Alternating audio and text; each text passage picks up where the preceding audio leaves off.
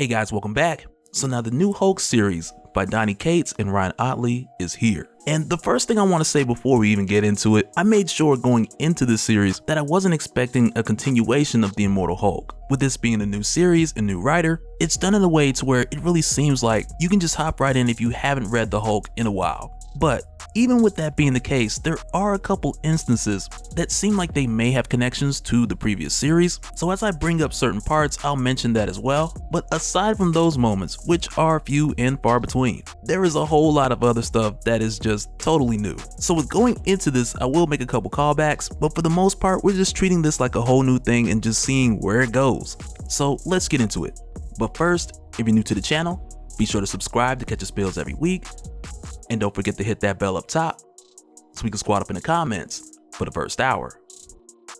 Alright, so when we first jump in, we start off with the narration of Doctor Strange, with him expressing that he's always had this theory about the Hulk, to where instead of like where everyone thought that the Hulk was a manifestation of Banner's fury as a child, that instead perhaps the Hulk exists to protect us from Banner, which is also the premise of this first issue. But while Doctor Strange is explaining this to someone off panel, we're simultaneously given a visual of the Hulk showing us what Doctor Strange is explaining at the moment, to where at this time the Hulk is trapped within Bruce's mindscape behind a door that he just can't get through, and he's being kept there by Banner, who more or less has this chip on his shoulder that we learn a bit more about throughout the course of this issue. And really it's here where we see Bruce approached by Betty, with her telling him that he can't keep the Hulk locked in there and how the Hulk is just a child, but also with her telling Bruce that he's hurting himself and the Hulk by doing this because he blames himself for what happened in El Paso, which is really our first hint towards something that had taken place prior to this point that had caused Bruce to go this route. Because in this conversation with Betty, he goes off. He screams in her face saying that he doesn't blame himself, he blames the Hulk, because with whatever happened in El Paso, that incident had showed Bruce that the Hulk is getting out of control. But also with Bruce having this moment and like lashing out with anger, Betty tells him that he's not himself, and it gets interesting where Bruce responds to her like, how would you know? And it's here where Bruce gets into the idea of no one really knowing who Bruce is, because the most, he's only useful when he's not there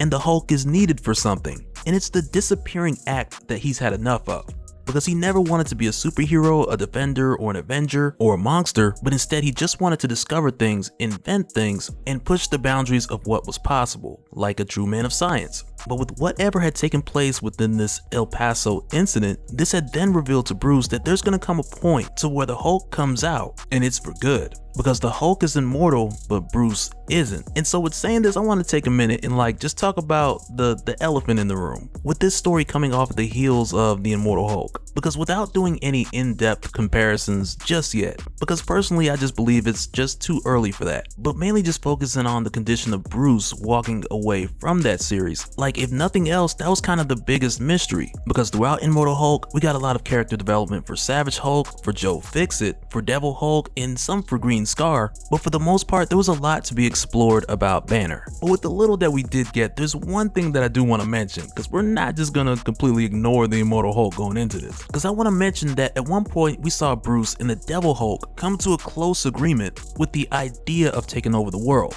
to where after that more of the development went towards Joe Fixit and the Savage Hulk all the way to the conclusion of the series. But also keep in mind that when it wrapped up, we got to look at some of Bruce's thoughts. And even though he didn't specifically remember everything that had happened in the Below place, which presumably was the revelation that was given by the One Above All, but in that conclusion with Bruce walking away with different questions, he had also mentioned, did I somehow absorb the devil on my shoulder? Did I lay an old ghost to rest? Which may have meant that with the death of the Devil Hulk, along with the weird tethering situation that Bruce was wrapped up with the Devil Hulk in the Below place, that this could have then resulted in Bruce merging with the Devil Hulk. And if that is the case, on top of Bruce just not remembering what had happened when he was down there, then it's possible that the take charge mindset that him and the Devil Hulk had agreed on has now just become the perspective of Bruce, to where now in response to El Paso and whatever had taken place there, we're just getting that same response from Bruce but internalized. But as far as this conversation with with Betty. She just tells him that this whole thing is not going to pan out how he thinks it is. The Hulk's going to get out, this whole thing's going to blow up in Bruce's face, and Bruce is pretty much like, fine, that's how it started, that's how it's going to end. And when he dismisses Betty, telling her to get out of his head, she just disappears. And I'm not sure if that was really her, or if Bruce was just sorting some things out here. And with this wild introduction, is here where we go over to see who Doctor Strange is talking to, which as it turns out is the Avengers. And as far as the Avengers lately, in relation to the Hulk, their alert has been raising higher and higher, which is something we've seen before and we talked about. But in this case, with Doctor Strange calling the Avengers together to talk about how the event in El Paso has broken Bruce's mind, and it takes things from keep an eye on him to okay, this is happening territory. Because Doctor Strange tells the Avengers that the condition of Bruce, it troubles him deeply,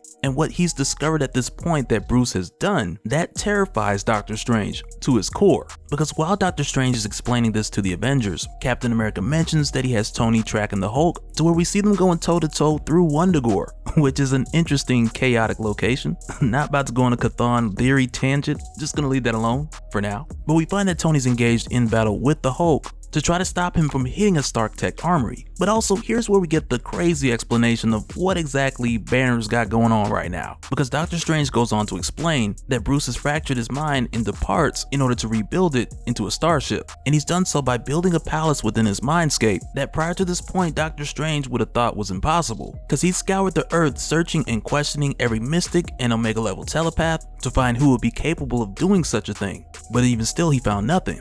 And Strange doesn't even believe that he could have pulled it off because the amount of magic that it would have taken to do something like this is just nuts. But with what Bruce has done, he's constructed a palace within his mindscape and he split his psyche into 3 distinctive parts, which Strange has seen from entering Bruce's mind and making a quick assessment before he was pushed out. But within this collective, you have the Mind Palace, to where inside Bruce sits as captain of the bridge of what collectively is your Starship Hulk, which officially makes Bruce a Smastronaut. And I didn't make that up, it's Smastronaut Part 1. And I'm telling you, had somebody just told me that this was Smastronaut Part 1, I'd have been like, stop lying, that's a Future Hendrix song. Pluto. But on the outside of what's his body, or what's the Hulk's body, Bruce has added a ton of hardware which he had violently taken from AIM, to where he then somehow surgically implanted it onto his body, which is like your outer physical and second part of your Starship Hulk. And at this point, Strange really doesn't know the function of like this outer portion that's constructed with parts from AIM. He just knows that it's there and he pretty much just moves on to the next thing. Like, I'm sure we'll get further explanation about that at some point. But aside from that, we also have the third part, which is the last part that Doctor Strange mentions, which is a place within Bruce's mindscape that he calls the engine room, which is designed to cage up the Savage Hulk and feed off of his anger by sending at the Hulk a number of attacks, which gauge to whatever level that Bruce wants to send it to. And with Bruce increasing the attacks in the engine room, on the outside this increases the strength of the Hulk. And with what appears to be a lever that stages from levels 0 through 10, with 0 appearing to be just angry enough, we then come to find out that stage 1 was enough to beat half a dozen Hulkbusters, to where also while tearing his way through them, Bruce really didn't care if Tony was in them or not. But lucky for Tony, like, the last one didn't get completely destroyed, and that was the one that he was in. But it's here with us seeing Bruce defeat Tony and make his way through to the old Stark Tech armory, where we find that Bruce has made his way here to get to Project Arc. And with Project Arc, this is the Celestial that we had seen in Kingdom Black, to where Noel had taken control of it, and Tony had then taken control of that Celestial. And I want to make sure that this isn't confused with Tony's Extrembiote armor, because we had seen what happened with that recently within the pages of Extreme Carnage. But what we find out with Project Arc is that Tony has used the body of the Celestial that he had piloted during Kingdom Black to create this huge wormhole, so that in the case of any other crazy world-ending events, civilians could just be rounded up and they could head through this wormhole to a safe pocket dimension in order to get away from whatever impending threat. But at this point, Bruce lets Tony know that he needs to borrow it, and even though Tony tells him that it's not ready, Bruce really doesn't care and he takes the risk. But as Bruce steps through this wormhole, he pushes a button and he leaves a pre-recorded message, which is not to explain himself but more so as a warning, letting everyone know that he's leaving because they won't know how to deal with what he's going to become. Because as of now, the others, they have their solutions on how to deal with the Hulk, whether they be suits or rocket chips or some type of answer for the Hulk if he does something that's not in their best interest. But Banner lets them know from here forward they're no longer dealing with the Hulk, but they're dealing with him. And the heroes have no plan for him because he's not controlled by rage anymore, he's fueled by it. Which now not only begs the question of who's the good guy, whether it's the Hulk or Banner, but it also leaves us with the question of what the hell is going on. Alright, so hopping back in just after Banner had fought his way through a ton of Hulkbusters and made his way to Tony Stark's Project Arc in order to commandeer the unfinished project and make use of this unstable wormhole. And when we jump back in just after he broadcasts his message and he makes his way through, and it's here where we see him enter the astral dimension between space, and immediately he's confronted by the alternate universe timeline hazard operations response and interventions team, who immediately make me think of Invincible just because of Ryan Ottley's art. But unfortunately, we don't spend much time with these guys, because for Banner, after making his way through, we see him give no heed to their warning when the Starship Hulk smashes through this whole crew while giving no acknowledgement to their presence. And as it turns out, this happened because Banner was asleep at the wheel, which likely was a result of how we'd seen before when Banner had first went through the wormhole, and the stress of just stepping through it had mental Banner just bleeding through his eyes and his nose and everything. But at this point, with Banner smashing everything in his path, smashed or not, Pluto. But then it's here where he finds the Starship Hulk getting pulled into this dimensional fissure, which has the Hulk bound up, and the energy coming from it is straining the Starship Hulk's limitations, which are then causing Banner to get all these warnings, letting him know that physical regression is imminent because someone or something is attempting to capture him and pull him in. So at this point, Banner's kind of given the decision, like, either the Starship Hulk breaks free or he allows himself to get taken in. But if he does nothing and he just struggles in between, then this thing will force the exterior Hulk to revert back to the human form of Bruce Banner, leaving him on the outside to deal with whatever this is. So of course, naturally, this causes Banner to demand more power from the engine room, which from here causes him to elevate things from stage 1 to stage 2. And like we'd seen with how this is done with Bruce locking the Hulk away in the engine room, so that every time he moves the lever, the Hulk's attacked, so that the higher the stage, the angrier the Hulk gets, with him having to fight harder on each stage, which then gives Banner more power from the engine room to give to the Starship Hulk. But also with us seeing this and Banner having it designed to where Fing Fang Foom and all these classic monsters from your earlier issues of Hulk are showing up in the engine room to attack the Savage Hulk, and already it seems like these aren't like just generic foes coming to attack the Hulk. And it really seems like within each stage, Banner has it designed for the Savage Hulk to face a familiar enemy, which will either raise in difficulty or it'll be tied to specifically who made him more angrier over the years. And that's just one of the things we'll have to wait and see. But let me know what you guys think down in the comments, and we'll probably refer back to it at a later point. But then it's here where Banner realizes that whoever's wheeling him in, that they're also scanning the Starship Hulk specifically for gamma radiation. And when Banner sees this, right away he thinks that it's the Avengers and they found him and they're trying to find some way to wheel him back in. And as a result, he then goes from stage 2 up to stage 3. And this is what takes us from seeing the Savage Hulk destroy all these classic monsters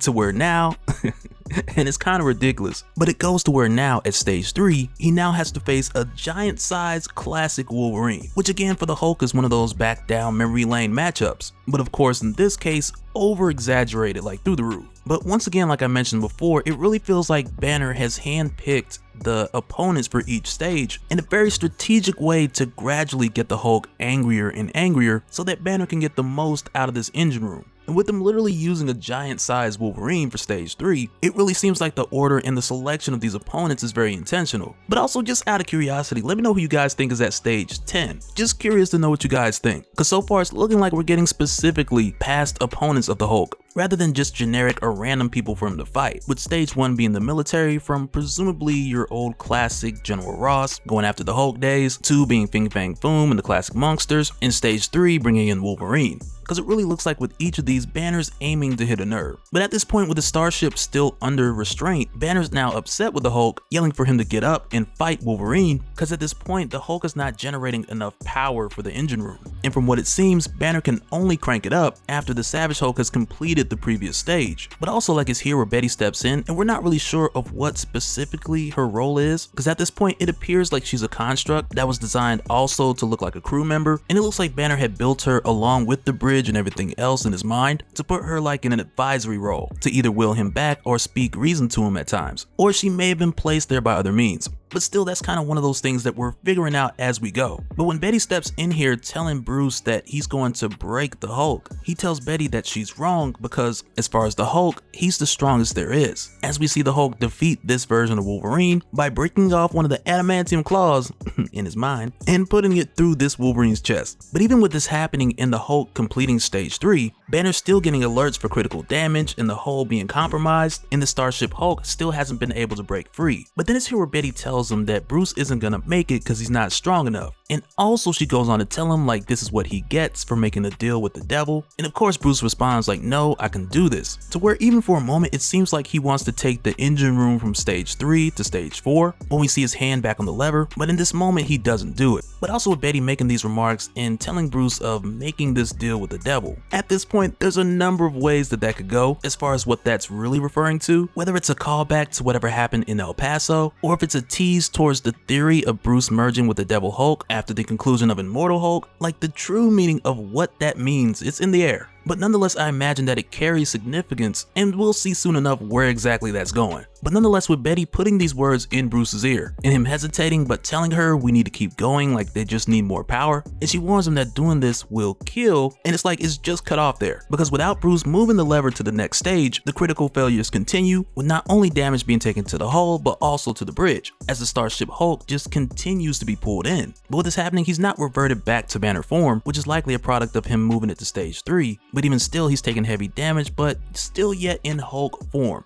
But it's also here like when we see the Starship Hulk get pulled into this other location, like when I first read this I kind of had some ideas of who this might have been, because Bruce's assumption of it being the Avengers, it didn't really sound like that would be the case. And I mean, it does sound like the logical thing for Bruce to think after all the damage that Bruce has caused with them so far. But with Bruce heading through the wormhole this early in the series, I just didn't see him leaving the Avengers, going through the wormhole just to meet the Avengers again. But with him meeting the stranger who not only successfully contained the Starship Hulk, we also know that this guy was searching him for gamma radiation, and the technology he used to capture and contain, they were designed to be used against something or someone who used gamma radiation. And when Bruce sees this guy, of course he's like, okay, well, who are you? But also upon Bruce's arrival, this guy looks at him and he's shocked that he's finally caught one after all these years, meaning that he's made this a type of practice for some time for whatever reason. But with the stranger bringing the Starship Hulk to his world, Bruce threatens this guy to let him go or else he'll rip his world in half, which from there, like the stranger, he's not threatened, but instead he's just more so shocked that this version of the Hulk is intelligent, which to the stranger's a lot different than the others that he had encountered, with this one being able to reason and understand. But also when the stranger reveals himself to Bruce, and he introduces himself as Dr. Bruce Banner, and it's here where I was like, okay, I had a feeling it was another Bruce, with us traveling through the astral dimension between space and the potential of reaching alternate timelines, and then the Starship Hulk getting pulled in by some other gamma specialist. Like I had a feeling we're reaching towards another Bruce here. But as far as what other world this Bruce is from, it's really much too early to pinpoint what that could be, because it really seems like something new altogether. But with seeing this, I'm open to the idea of where it could go, because especially after seeing the first 2 issues of this and us diving into the whole Smastronaut thing,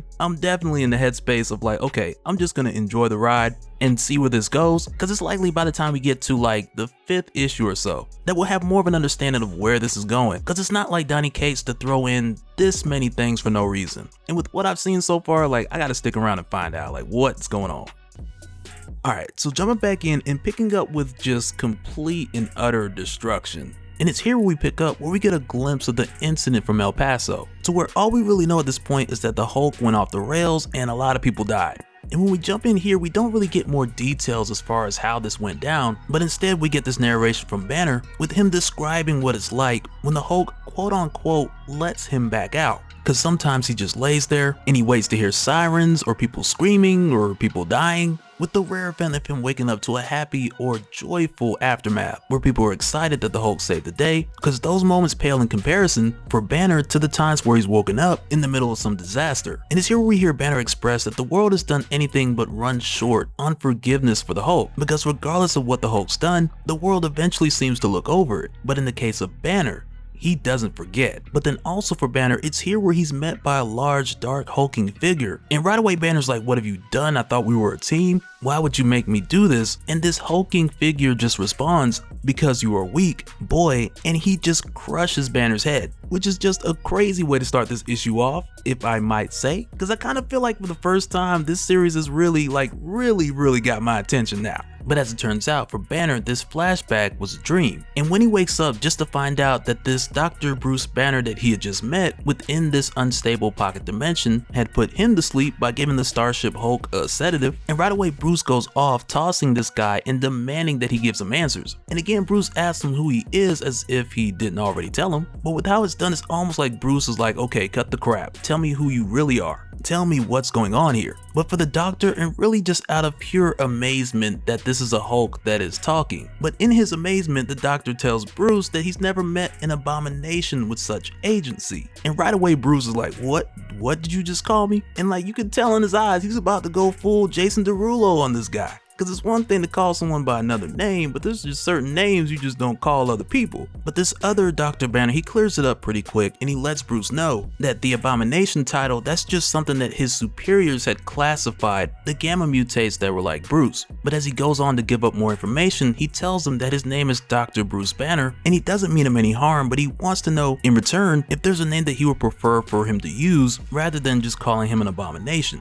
And it's here where Bruce tells the Doctor that his name is Dr. Robert Bruce Banner as well, but also where he comes from, he's also referred to as the Hulk. But with him telling the new Dr. Banner that he's also a doctor, and it's here where he tells him that the two of them should compare notes. But before our Bruce can really get into this conversation, he's then interrupted by the ship's computer, giving him alerts of the engine being in danger of overheating because he had left the engine room cranked up to stage 3 and the Hulk had just been fighting this whole time. But when the system computer reminds him, he turns it back down, and right away when this happens, the giant Wolverine who looked like he was sent by Rita Repulsa, like he just disappears. But even still, with the huge Wolverine gone, Hulk is then met by this same dark hulking figure who this time is way bigger, like he's towering over the mountains. But when Hulk is met by this figure, it's only for a brief moment before this thing just turns away and disappears, leaving Hulk there asking who this is and him telling this thing to please come back. Which I thought was a pretty interesting touch that the Hulk would say that, with the Hulk being classically known for saying leave me alone. But then it's here where we see the Doctors sharing notes with each other to where we jump in on the latter end of the original Bruce's story, which we know. But as he's finishing, he then gets another alert from the ship's computer saying that there's some unusual activity and energy in the engine room to where the radiation signals doubled and then they suddenly, and Banner just cuts it off right there. And man, it's like we're hearing this, they doubled, like, I don't know Banner, you might want to check that out. Cause if nothing else, that's gotta be a clear sign that you had more than one Hulk in the engine room. But with Banner brushing this off and getting back to the conversation with this new Dr. Banner that he just met, and it's here we ask the Doctor if he was searching for him because he was looking for a cure for himself, and it's here where Dr. Banner lets Bruce know that he doesn't have a gamma mutation, and he's not what Bruce would call a Hulk, but instead he's something much worse. And it's then here where we go into his backstory to where in his case the gamma bomb was a success, and here on his world with everything going perfect with the demonstration, he had thought that this was going to be like the beginning of a dream come true. Because he had dreamed of a green world with free energy and an unlimited amount of free power. But of course, with him delivering something this crazy and this phenomenal to the government, as you would expect, the powers that be took that power from him and they used it to set fire to the rest of the world. Which then, rather than making this Dr. Banner's dream come true and making him like a hero, it had instead made this Bruce Banner a destroyer of worlds. And with hearing this right away, Bruce, he can totally relate. Because more or less, he's kind of just like, well, don't you hate it when that happens? No, he ain't say that, but he let the Doctor know that he knows that feeling. But then it's here where the Doctor admits that he's been hiding here this whole time, and in a way trying to make things right and atone for his sins, but also he was looking for somebody like Banner. And it's here where he shows Banner to where after his higher-ups had just bombed the rest of the world, leaving nothing but the United States, making it the greatest empire in history. And although it be in a messed up way, but I guess a lot of messed up stuff happens when empires are being built. But then it's here where Dr. Banner tells Captain Banner that across the world, aside from the crazy death toll, that there are also a number of survivors that the military classifies as bio-waste casualties. And before even seeing it, Captain Banner already knows that this Dr. Banner is referring to other Hulks. And man, when we get a look at them, man, they look crazy. One of them looks like it's almost half brood or half bug, and it almost makes me think of something off of Men in Black that had just hulked out here in this world. But then also with Captain Banner seeing this footage, and I think I'm just gonna call him Captain Banner from here forward just to distinguish the two. But with Captain Banner seeing this footage, he then asked Dr. Banner, where are these abominations as you would call them, like where are they now? And real quick you can tell that Dr. Banner's getting kind of nervous, and he starts explaining himself like, hey, he was forced to build this thing, but Captain Captain Banner or Bruce, he's just like, hey, just where are they? And it's here where the doctor tells him, like, I sent them where I found you, through that hole into the void. And when Captain Banner hears this, he goes off because Dr. Banner has practically made an interdimensional garbage disposal designed to just get rid of Hulks because his higher-ups deemed them to be abominations. And Dr. Banner tells him that this is why he had brought Bruce here, because he had wanted to study one of them and possibly heal one of them, which is why when Bruce came passing through, Dr. Banner picked up his gamma signature and pulled him in. And with Dr. Bruce telling him like he doesn't even know where they go when he sends them through. And he goes to telling Bruce again like the higher ups made him do this, he made me build this, and right then Bruce is like, who did this, who is in charge? And Dr. Banner tells him, my father. And Bruce just freezes. But with the doctor saying this, he's not talking about Brian Banner, but instead he's referring to his father-in-law, President Ross, which for a second almost feels like we're dancing on the lines of Heroes Reborn, the 2021 Heroes Reborn. But if I remember correctly in that one, Thunderbolt Ross was the vice president. But even still, this is crazy, because not only did Ross get the gamma bomb that he wanted, but after that he then turned around and used it on the rest of the world. But also, I do want to say that this kind of does make me think of something, and this could be all the way left field, who knows? Because as of right now, we really don't have any solid evidence of these events being connected to the Immortal Hulk, or really this specific world for that matter. But I do want to say that with us seeing this version of Banner, who was successful at building the gamma bomb, to where then after he married Betty and Thunderbolt Ross became the president, but in a way it kind of reminds me of what we had seen in Immortal Hulk issue 49, just before Joe Fixit had walked through the Forever Gate, when we saw a version of what seemed to be a perfect happy life for Banner. And like with the exception of the carefree teenager, I could kind of see this world being something similar to a snapshot of the ex-military man along with the scientist and his loving wife, at least before gamma bombs had went off all over the world. And once again, not saying that that is what this is, but it's just a thought. Like, it's definitely one of the first things that came to my mind after reading this issue. Because for Bruce Banner, and regardless of what Banner is out there, it would make sense that even the best version of his life, it would still be tied in some way to some type of great destruction. Alright, so recently throughout this Smastronaut event, we've seen 616 Banner get pulled from the pocket dimension that he had stepped into to another Earth by alternate Bruce Banner. And with this happening, Captain Bruce and this new Bruce, they had a rather in-depth conversation that gave us the backstory of what happened on this Earth, which we recently found out is Earth 122, which I thought before was used in like a Fantastic Four issue or something, but it still could be a thing, might not, I don't know. But in this reality, we're given the history that the gamma bomb that Bruce had created, it had been perfect. But with Thunderbolt Ross getting his hands on a perfect gamma bomb, he had then turned around and used it on the rest of the world so that no other countries could compete with the United States, because evidently that's what happens when you take Thunderbolt Ross, you give him a successful G-bomb, and you place him in the seat of President of the United States. But then also it's here where we see that he's gotten a message that Banner's been found in a specific mountain range, or at least they believe it to be him because of the huge gamma signature. And with him seeing this President Ross, he tells his people to send everything out there and also get him a dropship so he can go out there and see it himself, while also telling them to bring the boy, which is something we'll talk about in a little bit. But with this happening, like even in a regular world, it's fairly easy to imagine the shock that the president's staff would be experiencing if he were to just create a war zone and demand to be put right in the middle of it. Like, I just imagine that everybody in line of the order of succession, vice president, speaker of the house, they just looking at each other like, well, our titles are finna change real soon. But then again, that's just classic Thunderbolt Ross, like he would do something like that. But then also it's here where we jump over back to Captain Banner and Banner of Earth 122, and it's here with this Earth's Banner, he's showing Captain Banner more of how things played out on this Earth. With things like Tony Stark, who had pretty much just drank himself to death after the gamma bombs had went off all over the world, because after nearly the entire world is in devastation, nobody needed him, which is probably something that started when the gamma bomb was greenlit. Like, as soon as that project was successful, I imagine Thunderbolt Ross, he just hit up Stark Industries and was like, yo, I want to cancel all my bomb orders. But nonetheless, after President Ross had bombed the world, Stark Industries went bankrupt and Tony Stark drank himself into an early grave.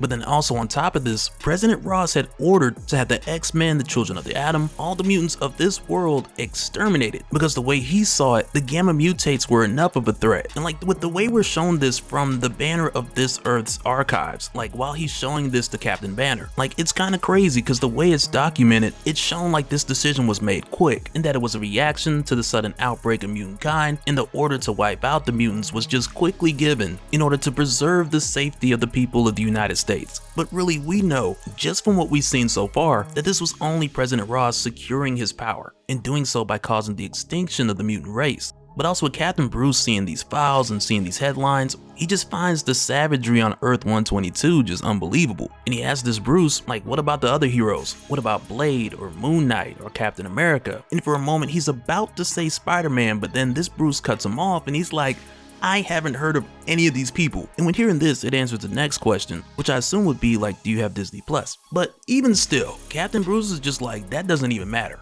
because the Hulk doesn't need anyone. And I tell you right now, spoken like a true smastronaut. But then this conversation is interrupted by the United States Army, which from what it seems at this point, President Ross has integrated Stark's technology with the US military, which is pretty much what we'd seen him use to attack Xavier's school. And in that case, again, it wasn't like the X-Men versus the military. No, that was just a pop-up extermination. So for the mutants, it wasn't like there was any kind of standoff moment before they were pretty much just wiped out. But for President Ross and this OP army, he's got these super huge Hulkbusters, but Captain Banner is not worried about them in the slightest. And this is what he tells the Banner of this world, because the Hulk has been up against his General Ross a countless number of times, and he's faced large machines and tanks plenty back in the 616. So when he sees this US Army, he just tells this world's Banner like, I got this. So he slaves the Starship Hulk's communications to the other banners, and he jumps into the fight with the engine room cranked up to 2.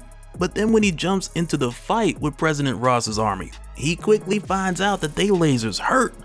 And it's here for that reason why Captain Banner, he cranks up the engine room from stage 3 to stage 4. Which at this point, I'm not really sure if anyone's seen the enemy or enemies of this particular stage coming, because it's here for stage 4 where Captain Banner, he brings in Marvel zombies. And when this happens, it almost seems like it's a choice that the Hulk is enjoying a bit more than he should. Because when these zombies show up, he gives them the business. Which of course on the outside, because the Hulk is in the engine room cranking it up on stage 4, this then takes the Starship Hulk to a whole nother level. And he just stands up in the middle of these lasers that were just tearing him up a few seconds ago. And the likeness of this is just something that this President Ross has just never seen. But with Starship Hulk just walking through the US Army, the Banner of that world is just watching the Hulk do work. And it's here while he's watching where he gets radioed by the president, who tells him to make this thing stand down and turn yourself in. And if he doesn't after the count of 10, then Ross is going to toss Banner's star pupil out of the back of the dropship right in the middle of all this chaos. In this Banner, he tries to plead with the president because he didn't make the Starship Hulk. Neither is he in control of that Hulk. So at this point, it's like President Ross is asking him to do something that he just cannot do. And at this point, like, we definitely know that this President Ross, he's not bluffing. He starts counting down from 10, and we know that without a shadow of a doubt that this guy, he would actually do it. Like, this dude literally bombed the world. Like, what's shooting one star pupil? Like, that guy's a monster. But while this is happening, Banner, he quickly tries to reach out to Captain Banner to get him to stop fighting. But mind you, even still, this is all happening during the countdown from 10. So like, there's no way that Banner could have gotten all the words out unless he was just twisted from the shy, because you gotta be talking pretty fast to get it all out that quick. But nonetheless, this Banner tried, and President Ross still dropped this kid from the dropship. And at this point, Captain Bruce, he's still trying to figure out like what's going on. He's asking Bruce why does he want him to stop fighting, what's happening, what's going on. And even at this point, he sees the US Army fall back, and it's here where Dr. Bruce just cuts him off and says they killed him.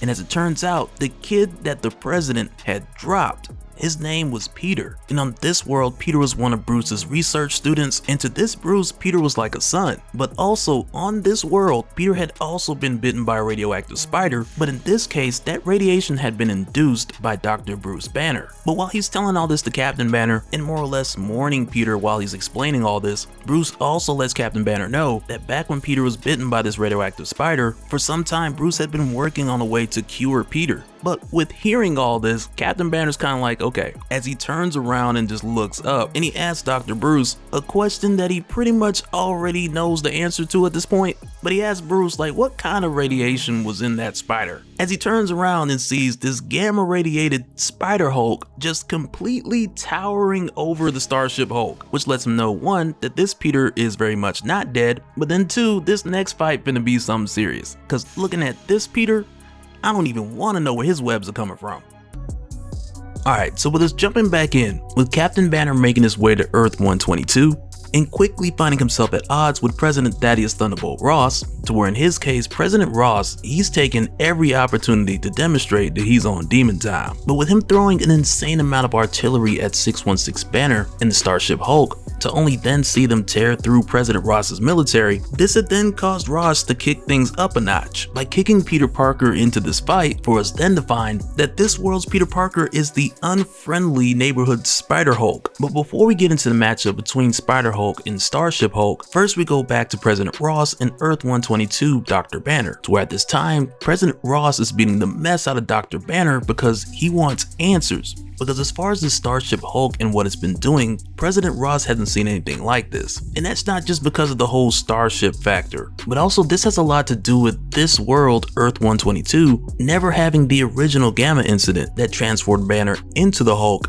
who was nearly unstoppable in the eyes of 616 General Ross. But instead, because on Earth 122, for the most part, these Gamma explosions, they've more so created Gamma mutates, who of course, even in this case, they've shown a lot of strength. But up to this point, they've been something that President Ross has been able to manage. But now in the case of Captain Banner and the Starship Hulk, that's no longer the case. So for President Ross, in this moment, he's in uncharted water. And with him trying to beat the answers out of his Dr. Banner, who he's now asking, where'd you find this thing? How is he controlling it? And more importantly, how does President Ross kill it? To where then Dr. Banner just laughs hysterically at the how do you kill it part. Because even in this moment, Dr. Banner, he realizes that quote unquote his story is always the same. And even though we're getting much of this through the narration of 616 Banner, who's saying much of this in reference to his alternate self, the Banner of this world, but after the conversations that we've seen them have, we know that the two of them realize that they're very much alike, with both of them being destroyers of worlds, even though that played out differently on each world. So with that being the case, like it's here where President Ross is asking Dr. Banner, what is this thing? And when Dr. Banner responds saying that it's me when I'm angry, and it's really him also saying that this thing is a destroyer of worlds.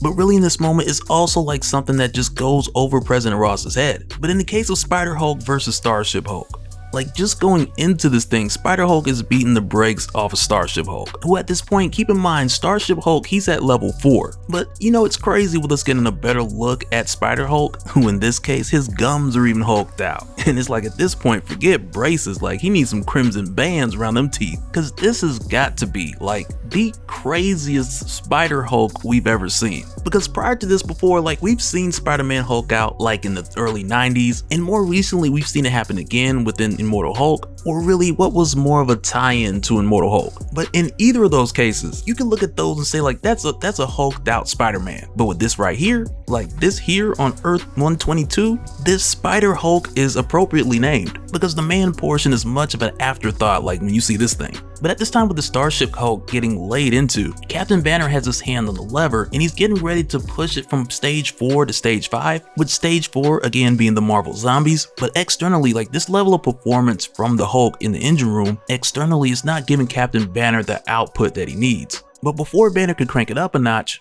Betty shows up again, and she's telling Captain Banner like, wait a minute, what are you doing? You're not gonna kill that kid, are you? He's just a child, he can't help what he is. And with how this is done, Betty, she goes on to tell Bruce that he knows what happens when you lock away a child and you abuse it and you take away its freedom, to where then that child bottles up all that fury and all that rage, and as a result, that child then turns into what you made it. And with saying that, she knows that Bruce is familiar with that process, because his rage and his hatred for his father is what crafted the Savage Hulk, with Bruce's anger and his desire to smash something. But then also with saying this, Betty then asks the question, what's gonna happen when the Hulk goes through that? What is he gonna turn into? Which really has been our discussion as well, because from the beginning of this whole Smastronaut ordeal, as the reader, we knew this was a bad idea. And really, some of you guys even thought that this was a bad idea like in its entirety. Like, you know, you just want him to throw the whole Hulk away. But I'm referring to Banner's decision to throw the Hulk in this engine room and not just lock him away, but then on top of that, provoke him in order to fuel this Starship Hulk. Like, this just seems like a recipe for breaking the Banner system all in one swing. To where now, with the way that Betty describes this, like Bruce is treating the Hulk the same way that his father Brian treated him, and it makes you think like, wow, like why wouldn't this turn into the creation of something even crazier?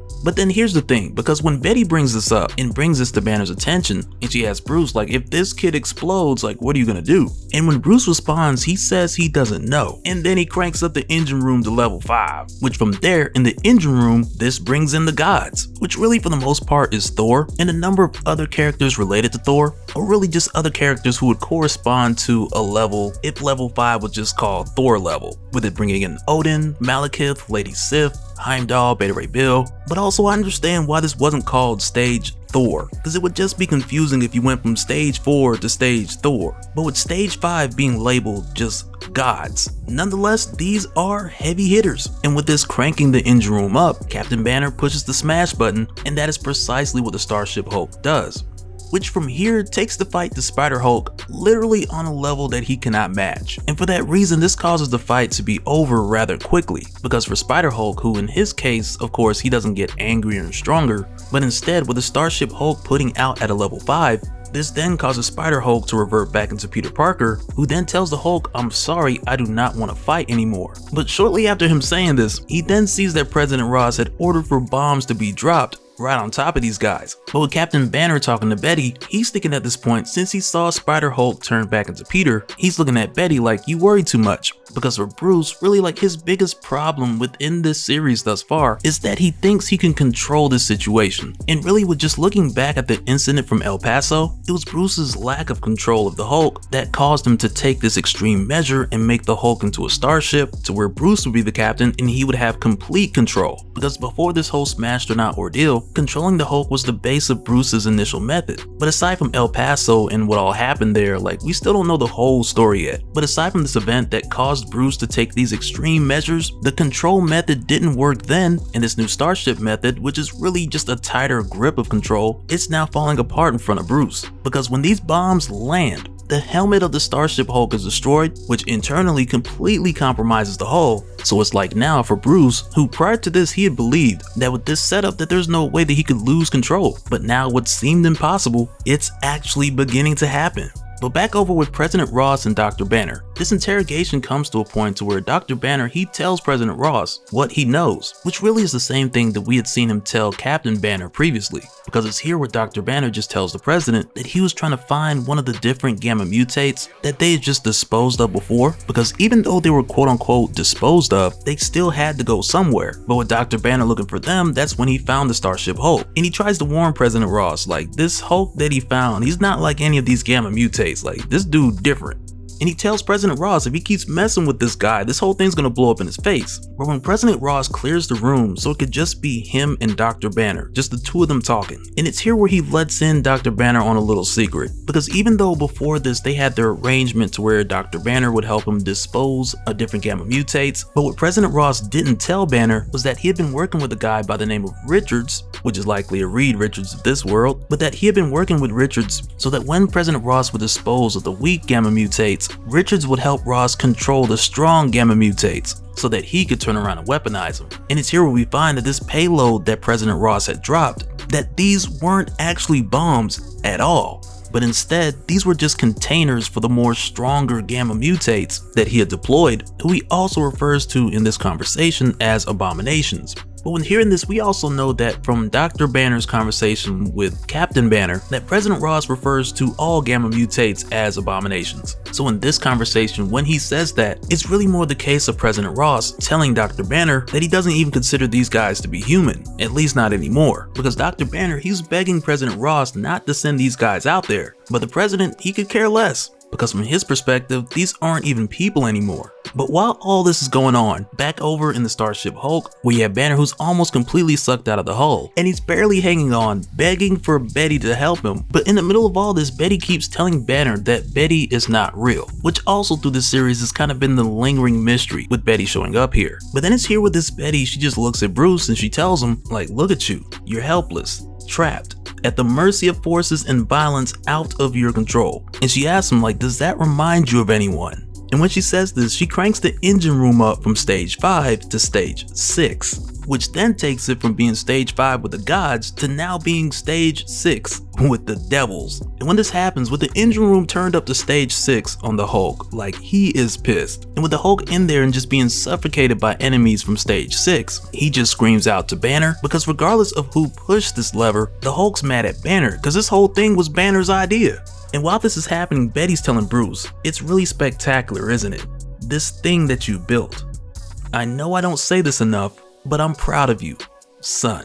And she just grabs Bruce by the wrist, just letting him fly completely out of the hull, while telling him, we'll take it from here. And with saying that, Betty, or what appears to be Betty, then cranks the engine room up from level 6 to level 9, while saying, now let's see what this thing can do. And when this happens, man, like on the outside, your Starship Hulk, his eyes start glowing red and like crackling while he's covered with these abominations, and he just shoots these beams out of his eyes, just shredding these gamma mutates into pieces.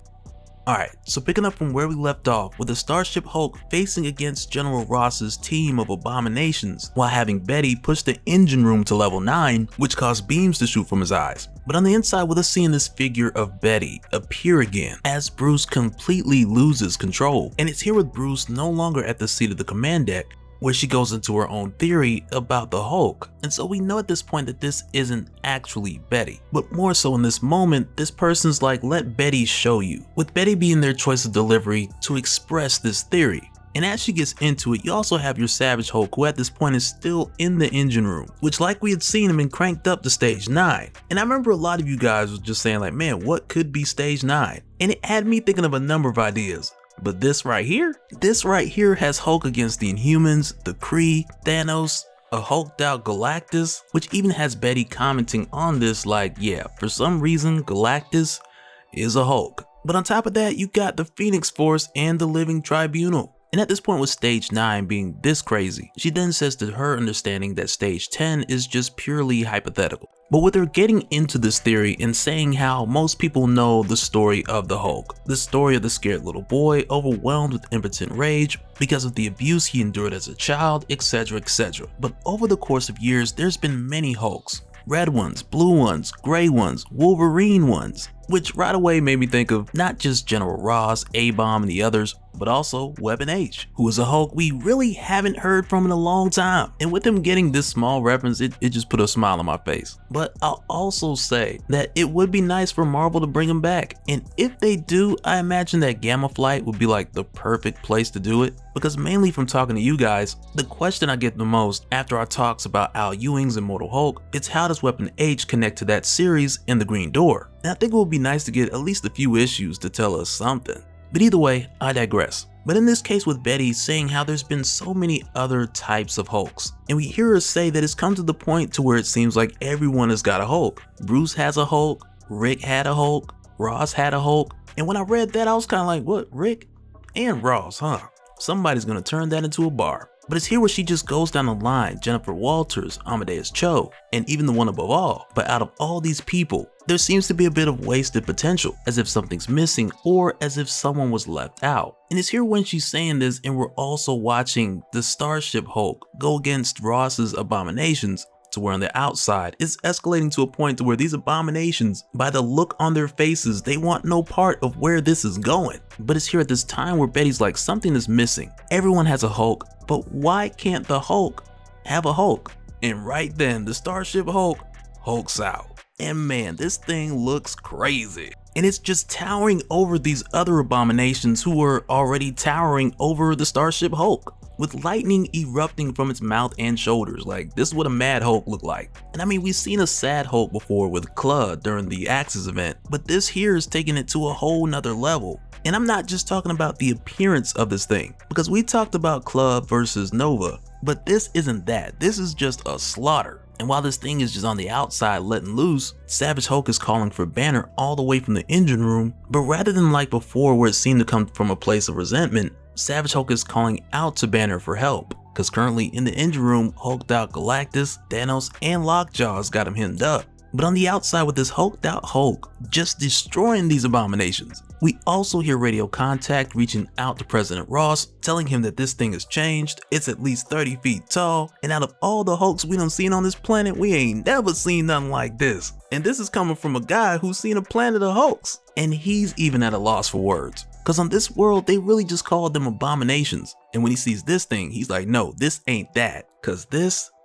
is a Titan. And with President Ross getting this news, he orders for a G-bomb to get dropped right on top of this site, which you can kind of tell, like, for Ross in this world, like that's his answer to everything. But with the Dr. Banner of this world trying to tell President Ross that he can't do this because there's 3 major cities in that area, and President Ross just holds a gun to his head like, no, we're doing this together. Because Ross wants Banner's help to spin this narrative for the media. But when they both hear the radio confirmation that the bird is in the air, and right then Dr. Banner just tackles President Ross. Because even though he's not sure how exactly he's gonna stop him, he just can't let him kill thousands of people, like the millions he already has by using Banner's G-bomb. And so it's here where we then go back inside the Starship Hulk, to at this point Captain Banner, he's made his way back after hearing the Hulk call out for him. And when Banner gets there, you still have this Betty figure who's sitting in his seat at the command deck, and when Banner gets back telling her to shut it down, and she's more or less like, or what? Well, you gonna get mad? And like, what are you gonna do? And it's crazy because she tells him, you're not in control, you have no power here. And Bruce doesn't even argue with that, and he just tells her, I know, I don't, but he does. And when Banner says this, he breaks the glass and he pulls a lever, opening the door to the engine room. And man, when that door opens, man, it's just like the illest panel of the Hulk just stepping from beyond that door after practically killing the Marvel Universe. And it's like from here as he rampages through, we get like the sickest split between what's going on with Captain Banner as well as the Dr. Banner of this world. And with how it's done, it's just brilliant, because in a way it goes back to what Banner had said about himself in this Dr. Banner of this world being different, but the story's the same. Because it's right here where we see Captain Banner release the Hulk, to where we get a split view, and we see Dr. Banner who's taking President Ross's gun, and as Dr. Banner talks to the president, it's the same conversation as Captain Banner talking to Betty. Though I imagine a few of the words are different when it switches from one to the next, but nonetheless, just like Bruce said, though the two of them are different, their story is very much the same. But on both sides, you have the situation to where President Ross or Betty, they're both trying to talk the Bruces down, and even to the point to where they're both telling the Bruces, like, listen to yourself, you're not a killer, you don't have it in you. And neither Betty or President Ross could be any wronger about what Bruce has in him,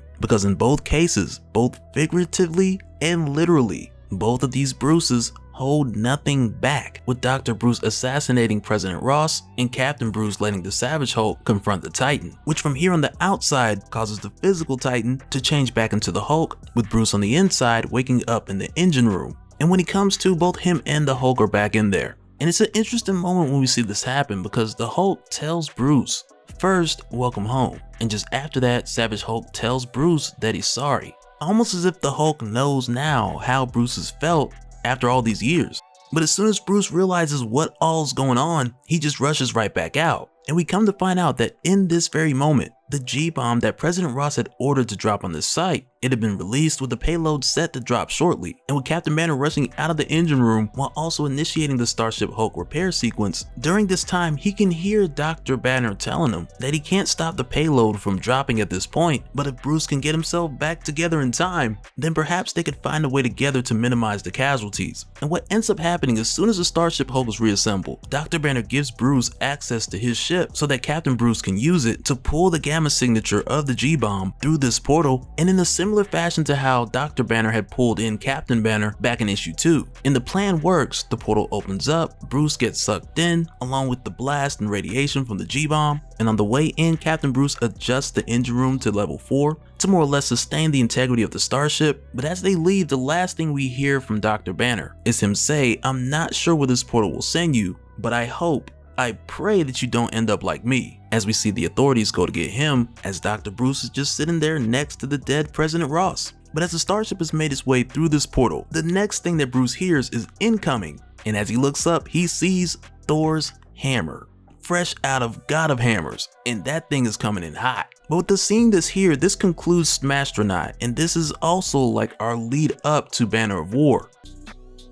Alright, so what we pick up from this one is directly after the conclusion of Smastronaut from Hulk issue 6, where we seen Captain Bruce and the Starship Hulk re-enter the astro-dimensional between space, to where at this point he runs into Thor, who brings along his refurbished hammer that we had seen recently in Thor issue 750, with his hammer now having Odin inside of it since Odin couldn't go to Valhalla after his death. But there's a lot more going on here. And initially we get a bit of this rundown from the Watcher, who narrates the majority of this issue since the fight between Thor and the Hulk is taking them from the between space to a number of other locations, and the Watcher is one of the few people who can really follow that, and it's for that reason he's used in this alpha issue to bring us up to speed for both Thor and the Hulk. And with how this is done, we're pretty much given a run through of Thor Volume 6, with Thor being new to the throne after the War of Realms, to where from there things for Thor just started popping off back to back, from everything with Galactus and the Black Winter, which had then led to Thor seeing the vision of how he was gonna die at the hand of Thanos, which is something that we've seen for Thor throughout Thor Volume 6, that is something that he thinks of quite frequently. But even up to this point now, he doesn't even know how this is supposed to unfold, from Thanos putting the stones in the hammer or even the return of Marvel Zombies. But recently this has been weighing heavy on Thor, especially with him mentioning in issue 750 about how the gods may die and come back, but eventually there comes a moment where that death doesn't just come and go,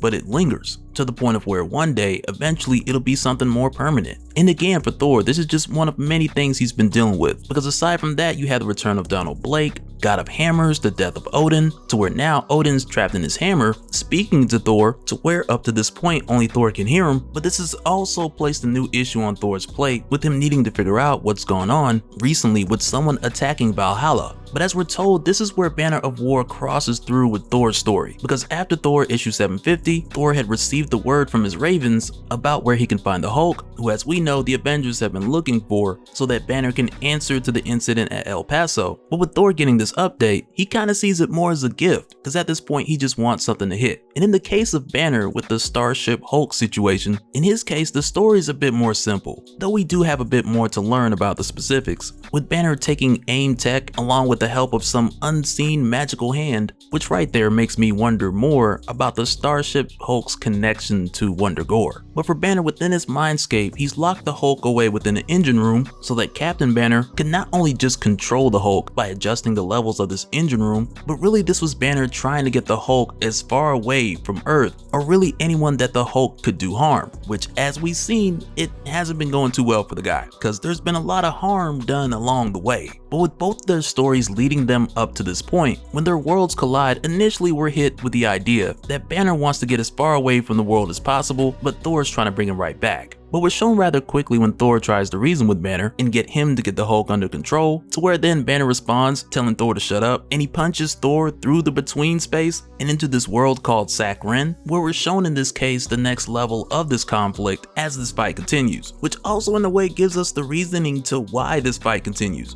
Because when they arrive here in this world, which the Watcher would describe as a wretched planet filled with disease-plagued, warmongering cannibals that devour the eyes of their young to appease their all-knowing pain god. It smells of cotton candy and puppy paws, and the pain god is always happy. And when I seen this, I was like, man, did Shudder buy Adventure Time? Like, did I miss something? Because I mean, if they did, I would definitely watch this cartoon for research purposes. But then had me thinking like, man, like Donny Cates, he keeps throwing stuff out there that could potentially turn into its own thing. But with the two of these guys arriving here, it's here that we see again that on both ends, that they both have this internal conflict that's brewing, which for each of these guys is kind of new territory recently. Because on Thor's end, you got Odin speaking to him through the hammer, telling him what he needs to do. And for Bruce, you got Betty, air quotes, who's talking to him and telling him how this isn't gonna pan out well. So when this happens and both of these guys respond out loud to the voices that's in their heads, and right away they kind of just pause and look at each other like, what? Who are you talking to?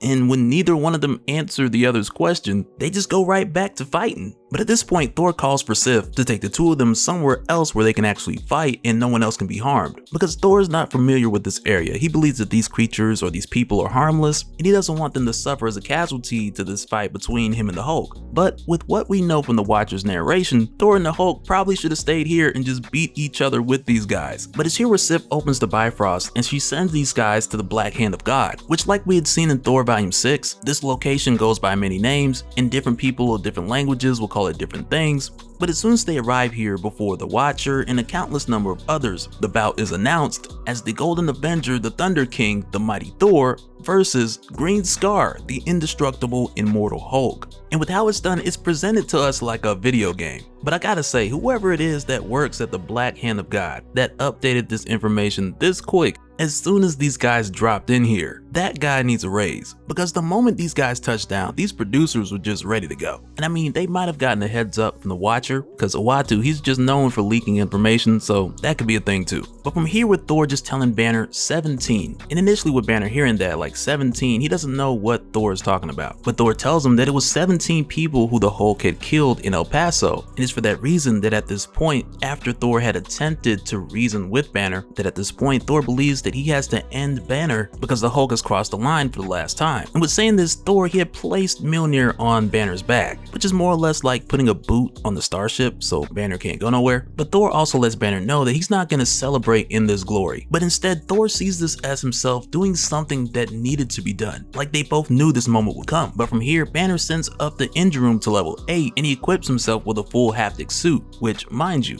like keep in mind, like with the haptic suit, Banner is from here feeling everything. But because Banner knows that the Hulk has fought Thor and beaten Thor before, he switches to this method so that he can have the control, so that this time, instead of just fighting harder, he can fight smarter. And one of the first things that Banner does here, since the history of the Hulk fighting Thor are in the Hulk's memories, he just downloads all those memories from all those fights from every time the Hulk has fought Thor into himself so that he can use it against Thor. And as soon as he does this, with the Starship Hulk laying there with Mjolnir on its back and Thor just looking at him like, no, don't you dare.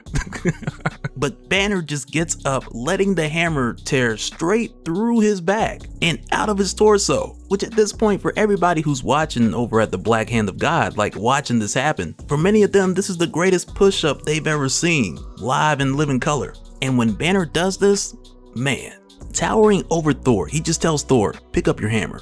And Thor just like, alright, kind of like, oh, this what we doing? And he calls for the hammer and it flies through the Hulk. And from there, the Hulk's like, where were we? But with the engine room being cranked up to 8, and Banner now running things via his haptic suit, and again, feeling all of this. But from here, he starts to wreck Thor, and it's pretty bad. But at this point, with Odin telling Thor through the hammer to get up, and Thor's like, I'm trying. And from there, Odin takes off like, fine, must I do everything? But when Odin takes off and comes back, breaking the sound barrier, he comes back down, totally wrecking this place, which from here gives Thor the upper hand.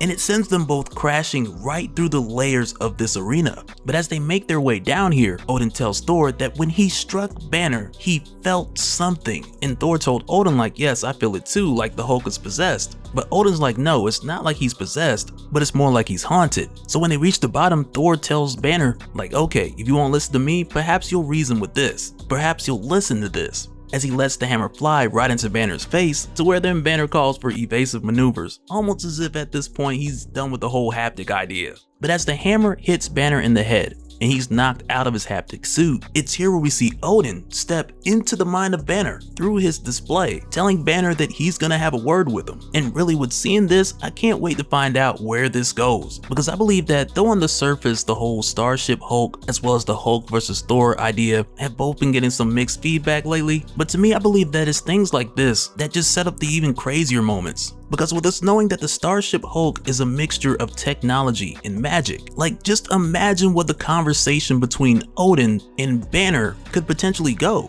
And to me, that's the more exciting thing about this series so far. Because aside from the huge headliner of Hulk versus Thor, there's yet so much more that we've got to dive into as far as what's going on here. Alright, so initially when we jump in here, we start off at Avengers Mountain, with Tony Stark showing the Avengers and the Fantastic Four that he's located the Hulk within this blood sport arena buried within the deepest reaches of uncharted space. That's a location known as the Black Hand of God. And with Tony showing this to everyone, he kinda takes a moment to more or less fill the shoes as lead genius in the room, because when Reed Richards sees this, he's more or less like, what am I looking at? And when Tony shows him this place and tells him what the Black Hand of God is, and that it's the severed hand of a celestial, and all this information just has Reed Richards, one of the smartest people in the Marvel Universe, at a loss for words. And Tony finishes Reed's sentence telling him like, yeah, it's awesome. But when Reed lets Tony know that he was actually gonna say that it's terrifying, he then asks Tony, is he sure that the Hulk is there, and how did Tony even find this place? And it's here where Tony tells Reed that he has a network of deep space satellites slaved to his internal mainframe where they constantly sweep for activity in places explored and not explored. And it was just yesterday that his network picked up a sound. And with Reed hearing this, he's like, a sound? In space? But Tony cuts him off before Reed can even finish, because again, Tony's having a moment here. But Tony tells Reed that this sound was so loud that the vibrational frequency knocked out one of his satellites. So from there he triangulated the source of the sonic disturbance, and Tony's like, you know what it was, Reed? It was a voice. It was a voice so loud that it blew a satellite out of the sky from 2,000 miles away. And guess what it said, Reed?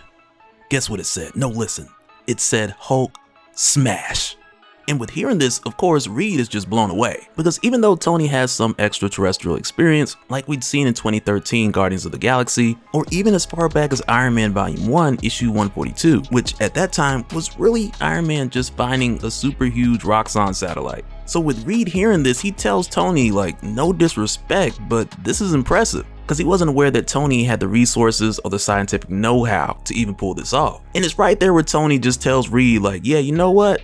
I don't. Because the truth is, Thor's ravens told Tony where the Hulk was at, much like what we'd seen before with the ravens telling Thor where he could find the Hulk. But at this point, with everyone being caught up on the Hulk's location, but also they're aware that Thor is out there and he's already engaged with the Hulk. So with knowing this, Captain America, he's like, okay, we'll wait and see what resolution Thor comes to, and once we have more intel, then we'll make a move. And Captain Marvel, she completely agrees, and mainly because of the situation in El Paso, that was like the final straw that, like, if nothing else, it showed them that they gotta be more honest with themselves about what the Hulk is capable of. But with Tony hearing this, he's kind of like, yeah, no, I'm gonna fight him. Which initially just had me like, okay, yeah, of course you are, Tony. But with Tony saying this, he lets Cap know that back when the Hulk attacked him at Wundagore, he looked into his eyes, and Tony knows without a doubt that the Hulk was going to kill him. Matter of fact, he tried to kill him, which we saw when Tony brought out multiple Hulkbusters, and Banner was just smashing through each one with no discretion or even the slightest bit of care if Tony was inside of it or not. So with Tony saying this and letting Cap and the others know that he's going after the Hulk, to me it just seems like so much more than Tony just wanting a rematch, but rather much like we talked about back in King in Black, with the idea of Tony still holding on to insecurities from Secret Invasion. And this really has me thinking that we're seeing that again, because Tony doesn't just want the Hulk stopped for the sake of everyone's safety, but it's almost like deep down he has to be the one to do it. And with him seeing that look in the Hulk's eye, that look that is willing to kill, as well as the Hulk's recent physical changes, and Tony believes that with his recent project that he has something ready to go up against that. But while Tony's talking to Cap, between every other sentence he's saying things like initiate launch sequence and thrusters at full capacity, and it has Cap like, Tony, are you even here? And Tony's just like, I'm never at these meetings. To where from there we see Tony just take off from a different location in his new toy in order to make his way over to the Black Hand of God. But at this time, within the command deck of the Starship Hulk, we pick back up with Odin, who's made his way into Banner's mind with the intention of Odin speaking to Banner. But right off the bat, Odin lets Banner know that more or less Odin is no man of science, but he assumes that if Odin has to kill Banner in here to bring this monster down, then Odin will do what he has to do. But with Odin leading this conversation with a punch to Banner's face, Banner just quickly puts Odin in restraints, and he tells Odin that he's nothing but a ghost. And regardless to how powerful Odin is, he's in Banner's mind right now. And Banner tells Odin, you might be powerful, but in here, I'm God. And right then with Banner having Odin in restraints, he initiates the Starship Hulk auto defenses, which from there just rain fire on Thor's face. But right in this moment, both Banner and the Starship Hulk take a huge hit, with Odin catching a hit on Banner just after he had given the Starship auto defense command, while at the same time on the outside, Thor headbutts the Starship Hulk, which tosses Banner and Odin on the inside. causing Banner to hit his head, which from here unlocks a memory that Banner had thought he'd locked away. And when Banner comes to, it doesn't take him long to realize that they're back in El Paso, which for us, for the longest time, it's been a mystery as far as what exactly happened here. But as we're taken back to this moment through this memory, it's given to us as a reenactment, and I love that now with us finally seeing what happened in El Paso, that it ties directly into the Immortal Hulk. Because while Banner and Odin are watching this, Banner tells Odin that prior to this point, that him and the Hulk, they faced the devil and walked away. They survived. They forgave each other, and they decided to see the world in a new way, which like we'd seen in the conclusion of Immortal Hulk, that's where it ended, with Banner and his identities seeming to be in a place of harmony. And this is what brought them to El Paso with the intention of saving the world together, because Banner knew that there had been reports of something killing people along the border, so he had been spending time here in order to track that monster down and stop it. And it's here where Odin's like, okay, so you were in this bar, and that monster showed up, and that's where everything went left. But Banner was like, no, he never saw that monster. It never showed up, but something else did. And it's here where we see Banner, who takes a seat at the bar and he's looking up information on his laptop, and a guy sits next to him and he knocks his drink over on Banner's laptop. And initially Banner's upset, but he doesn't Hulk out, but instead he apologizes to this guy and he offers the dude, like, Banner offers to buy him another drink. But then quickly Banner notices that his rage, or the Hulk's rage, is bleeding over to this guy as well as everyone else in the bar, which again is something that we'd seen over in the pages of the Immortal Hulk. Though at the time it was slightly different, because even back then we would see moments to where the rage of the Hulk would spill over to the Avengers or the UFOs, though at that time it was only the rage itself. But at this point, after the conclusion of Immortal Hulk, with Banner leaving that series in a very harmonious state, but even with this state being a much better one, his side effects have seemed to have gotten an upgrade too, because this time around with the rage that Banner is emitting, it's now causing everyone at this bar to Hulk out. And when that happened and everyone at the bar started attacking Banner, calling him puny Banner, and the next thing Banner knew, his eyes had just blacked out. And during this time, it was like Banner was trapped in his own body and he couldn't stop himself from punching through guys' chests, slamming heads into the bar, biting cheeks, facial cheeks, and literally just tearing these guys to pieces. But as he tells Odin what's happening here, he lets him know that this thing that took over Banner, it made him watch the whole thing. It wouldn't let him blink, and even though Banner could hear himself telling these people to run and to get out of there, but it was only drowned out by the bones breaking, bottles smashing, and the pure chaos that was underway. But with this then taking us back to that moment where Banner was outside, just watching this bar go up in flames, and it's here where Captain Banner tells Odin that this is the moment when he realized, even after beating the devil, that the fury inside of him could not be tamed, which is what then led Banner to using the combination of science and magic to create the Starship Hulk so that he could use it the same way that it has used him. But with Odin seeing this, he asked Banner, how did you build all of this? There are great magics at work here, which for us, like, this is the question that we have been dying to know as far as who helped Banner with the magic side of all this. But before we can get that answer, the ground starts to shake and lightning starts to shoot throughout this memory, because in this very moment Thor has called the hammer back, disconnecting the Odin projection and pulling Odin out of Banner's mind. But before we go forward and just move on from this El Paso memory, I also want to point out that we've seen this moment before, with Banner watching these flames, wishing that he was inside, dying with the rest of those guys in the bar, because we saw him talk about this part of the incident back in Hulk issue 3. Because had this moment continued to have played out from the perspective of Banner, it's likely that we would have also seen what Banner saw in his mind when the Titan Hulk showed up and Banner asked, why did you do this? And the Titan Hulk was just like, because you were weak, boy, and he just popped Banner's head. But instead, like with Odin getting pulled out early, Banner didn't get to tell Odin more, and we can tell with how this is done that Banner wanted to tell Odin more. But with Thor calling back the hammer, he had no indication of what was going on the inside, so Thor just had no clue that Odin was making progress. So with Odin telling Thor that he needs more time, and Banner still on the inside yelling for Odin to come back, and it's like, man, we were so close to getting those magic questions answered, which is something I guess we'll have to wait for either part 3 or somewhere else in this series. But if I had to guess, I'm just guessing that it's someone who uses chaos magic. Just throwing that out there. But with Banner screaming for Odin to come back, he's trying to tell him that the Hulk doesn't know that he's not in a simulation. And that's where we find out how exactly the auto defenses are set up, with it pretty much being the Hulk on the inside, believing that he can go full kill mode on whatever comes out in front of him. Because before, the things that the Hulk would see in the engine room, they were just ridiculous. Some of it familiar, but for the most part, ridiculous. But with Hulk in that engine room, from issue 1 of Hulk, he's known that he's in the engine room. And the Hulk is known from the beginning that everything that shows up in here, he can absolutely cut loose on. Because they're not actually here, and this simulation is only producing what Banner wants to be in the engine room and how Banner wants it to be there. But now with the autopilot pretty much just placing the Hulk in full control, snapping him from the engine room into reality, to where now the first thing that the Hulk sees is this bright light with Tony Stark descending as Mecha Celestial Titan Buster Iron Man, and you can just imagine that the Hulk is looking at this like, oh, this is ridiculous too, because there's no way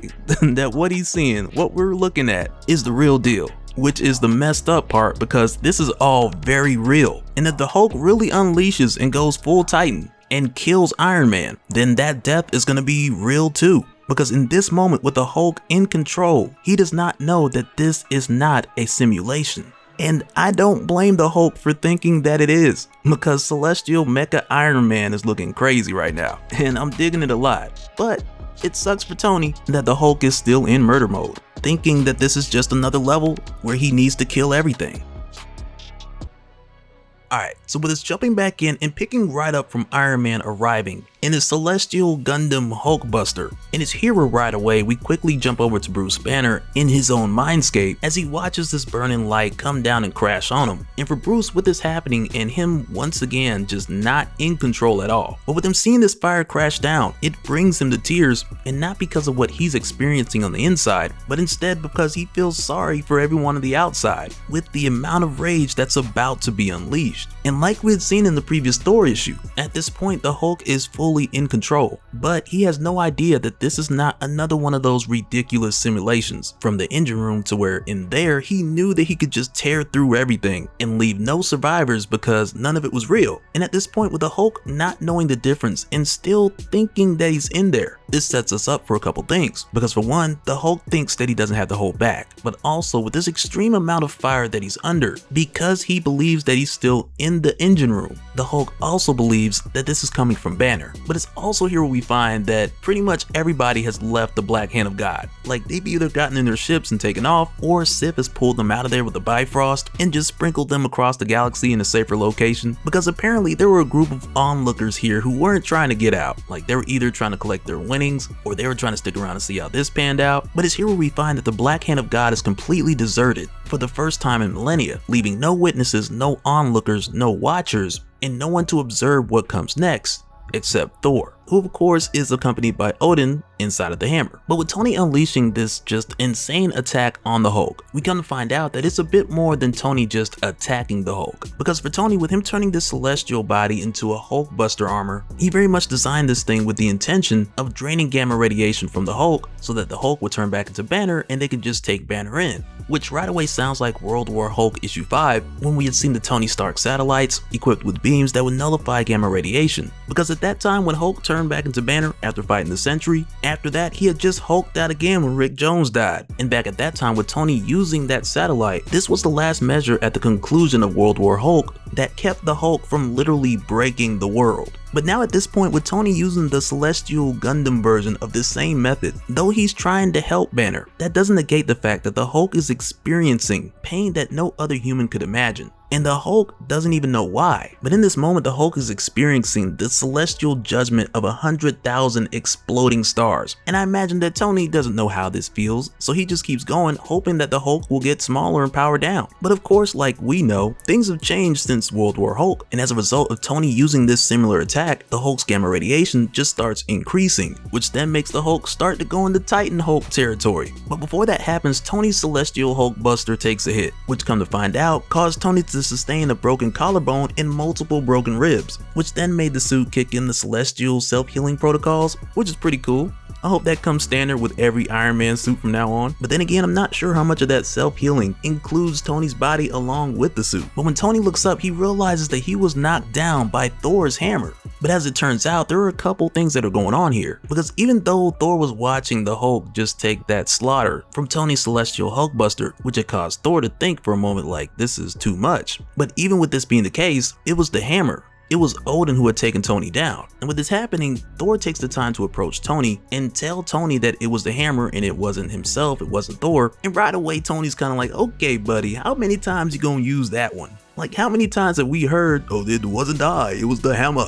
It has a mind of its own. Because for Tony, he's like, man, we've done this song and dance a number of times already. And he lets Thor know, like, didn't we just come out of God of Hammers, where we had the lady made out of lightning making the hammer do bad stuff? And with Tony saying this, Odin's trying to tell Thor, because again, at this point, only Thor can hear Odin right now. But Odin's trying to tell Thor to just tell Tony what's going on, with Odin referring to the Hulk being out of control. But instead of Thor telling Tony this, he then tells Tony what he believes to be the more immediate solution, with him letting Tony know that he believes that this time that they have to stop the Hulk for good. But with Thor saying this, it's here where a shadowy figure then starts to come through in the background, which right away just gives me Maestro Namor deja vu. But in this case with the Hulk just dropping 10 toes down on top of Thor, to where then the Hulk just screams out Banner, because once again he believes that this is all a simulation and he thinks that Banner is just somewhere on the command deck cranking up the engine room to insane levels once again. But with Tony hearing the Hulk just yell Banner, Tony doesn't get it, because there's a lot going on that he's just not aware of. And from here, when Tony just punches the Hulk off of Thor, Banner, who's in his mindscape, is just screaming, trying to tell Tony no, like the Hulk doesn't know that this is actually real. The Hulk thinks he's in a simulation, and the Hulk doesn't realize that he can actually kill you guys. And really with Banner doing this, it feels a lot like if you've ever seen someone who watches TV and they just yell at the screen every time as if the people in the movie can hear them. Like, that's exactly what Banner is doing right now. Because on the outside, the Hulk is only focused on what's in front of him, which at this point, again, Celestial Hulkbuster Gundam to the Hulk.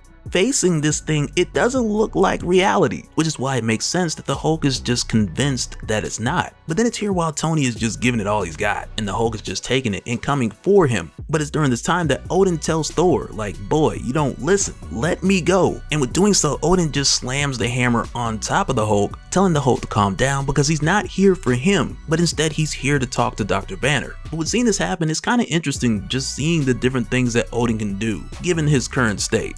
But man, as soon as the Hulk hears the name Banner, the rage kicks up another notch, and it's here where we get the return of the Hulk eye lasers, which is something just totally new to these guys. And for Tony, this is just another thing going in the complete opposite direction of where he expected this to go. But on top of us seeing the Hulk shoot his eye lasers again, it's here where we then see this circle of gamma fire forming around the Hulk as his rage just gets crazier. And it's here with Thor seeing this that Tony tells Thor that he's getting some crazy gamma readings that are like melt an entire city skyline level. And it's here with Tony trying to tell Thor that that's not just rage, that he needs to get out of there. But in this moment with Thor going for his hammer, trying to get his father, and Odin refusing to let up, telling Thor that he can get through to Banner, and this just places Thor with his hammer at ground zero, with the Hulk saying Hulk free and just going mega nuclear as he lets out this gamma explosion on this nearby planet beneath the Black Hand of God that is the equivalent of 3,000 gamma explosions, with an insane amount of gamma radiation and thunder just going everywhere. Which from here for Tony, this completely just wrecks his Celestial Hulkbuster. But also in this moment, it feels like Tony's been dropped into an episode of Love, Death, and Robots. Because it's here where we see him exit the Celestial Hulkbuster, and he's more or less trying to put together like, what just happened. And at first he calls for Thor, to where he gets no response, and then he tells his AI, which is called Boss, like, talk to me, tell me that I'm not trapped alone without a battle bot on a dying planet with a super Hulk. Which again, this would be a great introduction to a Love, Death, and Robots episode, and the Marvel version, of course. But it's here where Boss tells Tony that the Celestial Tech had protected him from the Gamma Bomb explosion, and it also lets Tony know that this was the equivalent of 3,000 Gamma explosions. But then it's here where Tony sees a shadowy figure approaching him, which causes him to ask the question, what would happen if a human was caught in 3,000 Gamma explosions? And Boss lets him know that that human would be atomized. Which makes sense, because even with the fiction of Banner surviving one gamma explosion and becoming the Hulk, like, that's a stretch. Like, let's be honest, and really anytime we've ever seen anyone survive a gamma explosion in comics, it's kind of like, would you be held together long enough to get powers? Like, let's have a real conversation here. But with Boss telling Tony that 3,000 of these gamma explosions would atomize a human being, with Tony looking at the shadowy figure, he's like, well, what if this person wasn't a human being? What if they were already a god? And it's right here where we find that this mega gamma explosion has caused Thor to Hulk out. And so with this happening, like, we've seen Hulked out Thor before, but this time around with him being All-Father Thor and him getting this version of this power from the Immortal Hulk, like, there are a lot of different factors in the play here. And from this point here, I'm just curious to see how this is gonna pick up when we jump back into the Thor series, because this Banner of War is getting out of hand.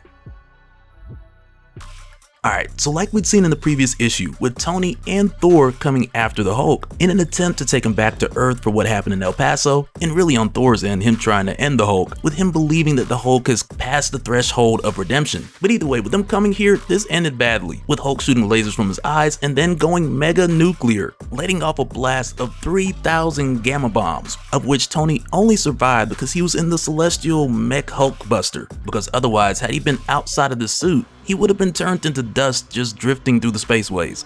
But like we'd seen for Thor, on the other hand, with him being a god, 3,000 gamma bombs for him was more or less the equivalent to 1 gamma bomb for Banner. But there's also a bit more to it that we'll talk about in a little while, with it turning Thor into the Smash God of Thunder, with the gamma lightning and everything, just looking extra metal. But when he emerges from this dust and comes after Tony's celestial armor jumps back in, to where again, like we've seen, it has its celestial self-healing protocols, which are what kicked in again here to allow it to step in and save Tony's life. But even still, with it stepping in, Thor is breaking this thing down faster than it can put itself together. And as quick as this armor jumped up, Thor put it right back down, to where then Thor continues to go after Tony, but in this moment, Tony escapes death for the 3rd time in a row, when the Hulk steps in and punches Thor pretty much through a mountain. But when this happens, we also get a second to where Tony's looking at the Hulk and he's asking, like, is he talking to Bruce? But Hulk is just like, no Bruce, because once again, your Savage Hulk is at the wheel. But this moment doesn't last too long before Thor comes back and Hulk tells Tony to run, but Tony doesn't even get a chance to run too far before the impact just tosses him to the side. And from here for a good minute, all we see is just Thor laying into the Hulk, hit after hit, just pounding him into the ground. But then it's from here where we jump back over to the mindscape of Banner,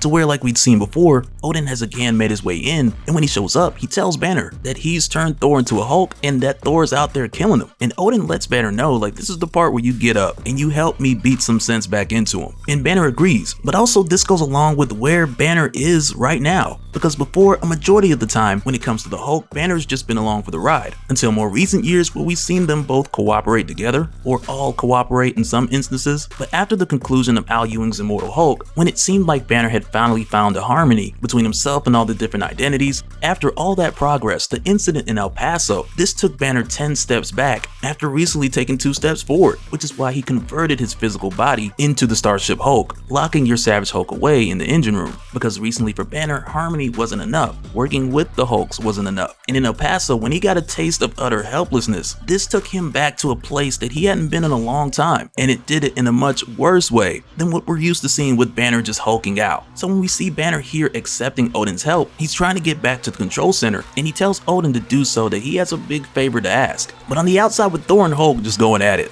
Tony's trying to land communications back to Avengers HQ in order to get an evac, backup, or something, and I'm pretty sure he wants that evac more than anything else, and I don't blame him. But with him trying to reach out to the other Avengers, no one responds. But instead, what he gets is Sif responding through Thor's Ravens, to where then she opens the Bifrost and gets Tony out of there. And when this happens, initially, like, Tony, he's relieved because he didn't want to be there in that. But then when Sif tells Tony that next she is bringing Thor to Asgard, and then right then Tony's kind of like, I don't think you want to do that. Like, have you seen this guy? But in response, Sif lets Tony know, like, of course she has. She sees everything. And she tells Tony she understands that Thor needs to be stopped and that he's lost. But if anyone's going to stop him or find a solution, then it's going to be his people, and it's going to happen here on Asgard. But when Sif opens the Bifrost on hulked out Thor, he resists. And I gotta tell you, I've never seen this happen before. And with Sif trying to pull him in, she's trying, her nose is bleeding, and then finally, boom, the Bifrost just shatters. And it's like, man, like, okay, we've seen the Bifrost broken before, but man, not like this. Because the Smash God just said nope, and he stood 10 toes down, resisting the Bifrost and shattering the Rainbow Bridge. But also with this happening, Sif can't believe what she's seeing, and she's seen a lot. So for a moment, while the Rainbow Bridge is crumbling, she's just standing there, and she says, Thor, I failed you. And with seeing this, it kind of reminds me of a moment in the beginning of God of Hammers, when at the time Thor had more or less told her that if you can't see what I need you to see, or carry out what your job calls for you to do, does this mean that I need to relieve you of your sword? And I just imagine that in this moment, for Sif, some of this is running back through her mind. And I mean, fortunately, Tony was there to pull her back, because otherwise she was just gonna stand there and end up like Loki from the first Thor film or something. But for Sif, with the Bifrost destroyed, in this moment she takes this as a huge failure. And I mean, it's not like another Bifrost can't be built, either by Thor when he goes back to normal, or even by Tony, who could probably pick up the pieces and make something out of it. But for Sif, this hits her in a huge way, and I'm curious to see where this goes next for her. But from here, when we jump back into Banner's mindscape, we see that Odin's even like, man, like Thor's lost it. And when Banner tries to tell Odin that that's not quite the case, and Banner has a plan on how to stop him, and right away Odin's like no, because he doesn't want to help Banner to continue to lose even more of his mind, and Odin makes a suggestion that they subdue Thor. But then it's here where Banner cuts off Odin. He tells him that this is not Thor, but instead this is the Titan Hulk from inside of Banner possessing Thor. And really, this is something that Odin is partially aware of, because in the previous issue we had seen that Odin had got part of the story when he saw what happened in El Paso, when the Titan Hulk possessed all of the people in that bar and infected them with its rage, which again is like an amplified symptom of what we'd seen happen throughout Al Ewing's Immortal Hulk. So it's not like Donny Cates is just completely pulling this one out of the blue. But even like we see in the previous issue, Thor issue 25, which was Banner of War Part 2, just before Odin was pulled out of Banner's mind, through the course of that, Odin had went into Banner's mind already being aware that there was another mysterious factor that was at play. And just before Odin had been pulled out by Thor, Banner was getting ready to tell him, which is why at the time Odin was trying to get back into Banner's mind. But it really isn't until now where Odin's getting the rest of that information, as far as who or what it is that Banner's dealing with. But it's here where Banner tells Odin that if he goes toe-to-toe with Thor out there, as the Hulk, like if this continues, then the Titan Hulk will come back out. And when that happens, it's over. Everything. Because earlier, when Odin told Banner that Thor's out there killing them, it just shows that Odin doesn't realize that the Immortal Hulk doesn't quite work like that. And it's like now with the addition of the Titan Hulk, it's not even going to get to that point. And so it's here where Banner tells Odin, now that he's filled in, that he gets back to the favor that Banner was asking about. And it's right here where we then see the hammer returning to Thor, only to then break his hand and pass right by him. And at this point, we then find that Banner is back in the captain's chair with Odin along beside him, and it's right here where we find what was the plan, or what was the favor that Banner had asked of Odin. Because it's here now with Banner back in control that he catches the hammer, strikes it on the ground, and he is transformed into the immortal God of Thunder Hulk. I don't know what to call it, but it looks so good. And when this happens, like a couple things are going on here. Because for one, with Banner back at the wheel, this presumably puts off the appearance of the Titan Hulk. And not just with Banner back in control, but with him back in control and Odin at his side.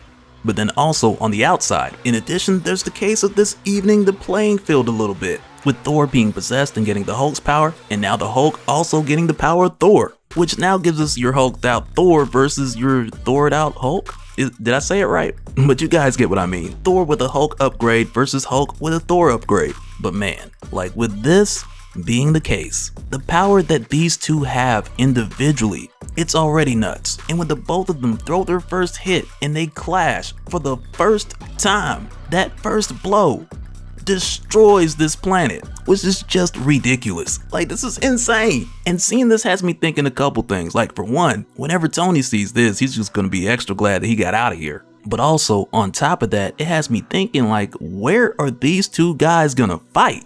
Like, are they just gonna be jumping off pieces of this planet, or what? Because the amount of power that both of these guys have in this moment, it is just ridiculous. But even still, I'm ready to see where this goes. Because also, I'm curious to see how these versions of each of them actually fight. Alright, so for this one, when we jump back in, we really hit the ground running here. Because in our last couple of talks, we'd seen how the gamma explosion that came from the Starship Hulk had let off this crazy amount of gamma energy that was powerful enough to turn a god into a Hulk, which upped the stakes on Thor's end by causing him to Hulk out. But also with Odin helping Banner, he had allowed the Hulk to live Mjolnir, which from there once again gave us the Thored out Hulk versus the Hulked out Thor. And right away we were given a tease with the first clash from these two, with the first hit from the both of them just devastating the planet that they were on. And it's from this moment going into the conclusion where we're given this narration from the Watcher, who starts this off with saying that the question is answered at last, the question that's been asked for decades, and if the universe survives this day, then it's something that'll be debated for centuries to come. And really this is one of those things that makes more sense when we get that answer later on in the story, closer towards the end of this conclusion. But also with the way that this is set up, with us having hulked out Thor versus Thored out Hulk, it'll make you think like, okay, like how could we say who would really win if both these guys aren't their original selves and this isn't like a classic match between Savage Hulk and Thor Odinson?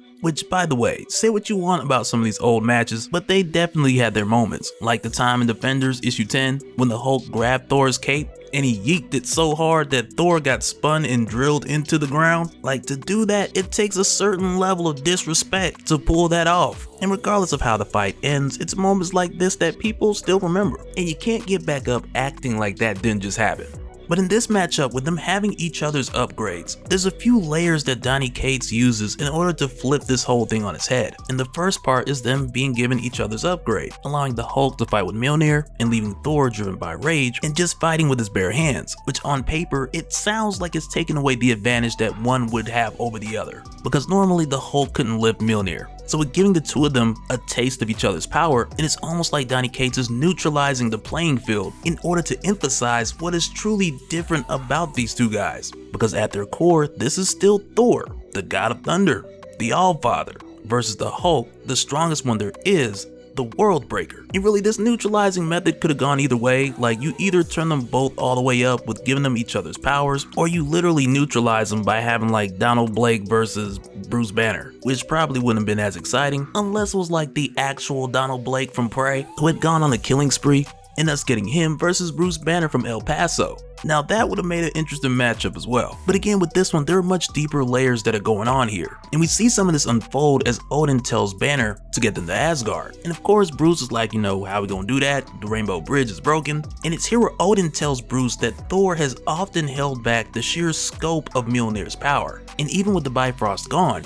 Odin uses this power to get the Hulk and Thor back to Asgard. And as soon as they get there, we expand on this a bit more, because as the Hulk and Thor come crash landing on Asgard, and everyone there sees the Hulk wielding Mjolnir, and it's here where Tony says that Thor has barely beaten the Hulk with Mjolnir in the past. So how is he gonna do it now with the Hulk wielding Mjolnir if he's barely beaten him before? And right away it's here where Beta Ray Bill says that this is not true, because the Hulk has never fought Thor, not the real Thor. And with saying this, I like the way that Beta Ray Bill breaks this down, because he talks about in the past when they fought, the Hulk faced the Avenger, the humble Thor, the noble Thor. But now the Hulk faces not just a mirror of his own rage, but also a rage that has been held back for hundreds of years, because Thor was cast down to Midgard by Odin to learn humility, to learn honor, to learn how to wield his power with mercy. And really this makes me look back on Journey into Mystery issue 83 or Thor First Thunder, which before I've only looked at as different tellings of Thor learning humility and stories of quote unquote Odin vanquishing the pride of Thor's heart. But with the way that Beta Ray Bill expresses it here, like at the time Thor was learning how to show mercy, and in previous matches when Thor had fought the Hulk, Thor believed that there was someone inside of the Hulk that was a man or ally, someone worthy of forgiveness, someone worthy of mercy. But in this moment with Thor being truly unleashed, he doesn't see a man inside of the Hulk, all he sees is the beast, which is along the lines of what we heard Thor say before prior to his Gamma incident. But also this teases the idea of Thor going back to his more primal ways, and not just the case of Thor slipping into Warrior's madness, but I'd also say like a time where it's just Thor, back when visiting Midgard was just new to him. Kinda like what we'd seen in Thor Volume 5 issue 7, where Thor would come to Earth, slay a troll, make some friends, and then step out to join a war between the Dark Elves and the Dwarves, to where Thor would fight for 40 years straight. And I'm talking gruesome fights. And he would just lose track of time, cutting off heads and all sorts of limbs. Which again, for Thor, that 40 years for him was just a let me step out and I'll be back kind of thing. No warrior's madness, just young Thor dismembering any opponent who stepped in his way. And it's here where Beta Ray Bill more or less schools Tony, and he tells him, well, if you don't think that Thor stands a chance against the Hulk, watch this. As they continue to fight, and Thor just tears off the Hulk's arm, with Thor not only showing that he's a god and a warrior, but also, like Beta Ray Bill mentioned, Hulk is facing the mirror of his own rage, and that mirror just tore his arm off. But right after this, Odin tells Banner to push Thor towards Yggdrasil so that the World Tree can burn that madness out of Thor and get him back to the way that he was. And as soon as he knocks Thor into the World Tree, it starts to wrap around Thor and bind him up. And it's here where Odin starts to talk to Banner about the rage that fuels his Hulk, and how in Banner's case, he's found a way to cage his Hulk and use his rage as fuel instead of letting it control him. But in the case of Thor, he's not even close to having that level of control. And at this point, with Thor being bound to the World Tree, he's being held with the united power of every realm in the known and unknown universe, with all the voices of the elders whispering to him, guiding him back to the god that he is. And it's also here where Odin says that he doesn't think that this is gonna be enough. And once again, we're talking about the united power of every realm in the known and unknown universe. And Thor just breaks himself free of it. And from here, when Thor turns around and grabs the World Tree, I can't help but see this like a God of War rage moment. You know how Kratos be like, ah! Like, all I could think of was that game in this moment. Kratos with the full rage meter. I'm sorry. But matter of fact, if you know the words to the God of War theme, type them in the comments so that way I can practice. But with Thor grabbing the World Tree, grabbing Yggdrasil, like he's just gotta show what these new games is about to do. But with him grabbing the World Tree, he then breaks it from the root, snapping Yggdrasil like it was a Kit Kat. And with Thor doing this is no small feat, because the World Tree not only reaches throughout the 10 realms, but multiple times we've also seen references, and even in charts that showed us just the 9 realms, that the root system of Yggdrasil manifests itself on most of the other worlds, across various dimensional separate realms. So quite literally, Allbreaker Thor, I'm just gonna call him Allbreaker now, he's showing the capability of tearing reality apart. And Banner even calls it out by saying if we don't stop this guy, this is the end of reality. And with Banner seeing this, he tells Odin that we gotta talk this guy down. But also notice with Banner saying this is where we get our answer. Because when we saw earlier the Watcher mentioning who would win in a battle to the death between the Hulk and Thor, and really it's here where we find that the answer to that question is no one. Because it's here with Banner and Odin seeing what Thor is capable of with Banner's rage, as well as Odin recently being made aware of the new hulking issues that Banner is dealing with at the moment, and the both of them realize that if they let these two guys just fight unchecked, because Thor and Hulk have proven that they're both physically strong enough now to break reality, and Odin knows that no mortal being in the universe would survive that. And granted, in the case of the Hulk, it would take time for him to reach reality breaking levels, but nonetheless, the amount of destruction that would take place in the wake of this battle, all mortal life and countless realities would just cease to exist. And if everyone's dead and Hulked out Thor and Thored out Hulk just keep fighting, then who's the winner? And this is what Banner and Odin realize, because the Hulk could continue to combat Thor, one arm and everything, die and come back, and just go back and forth over and over again. But the cost of making that choice is too great. And it's here where Banner's like, no, we've got to talk this guy down. And Odin, he hears that and he's like, he just goes for it. And with him being inside of Banner's mind, he speaks through the Hulk to his son Thor,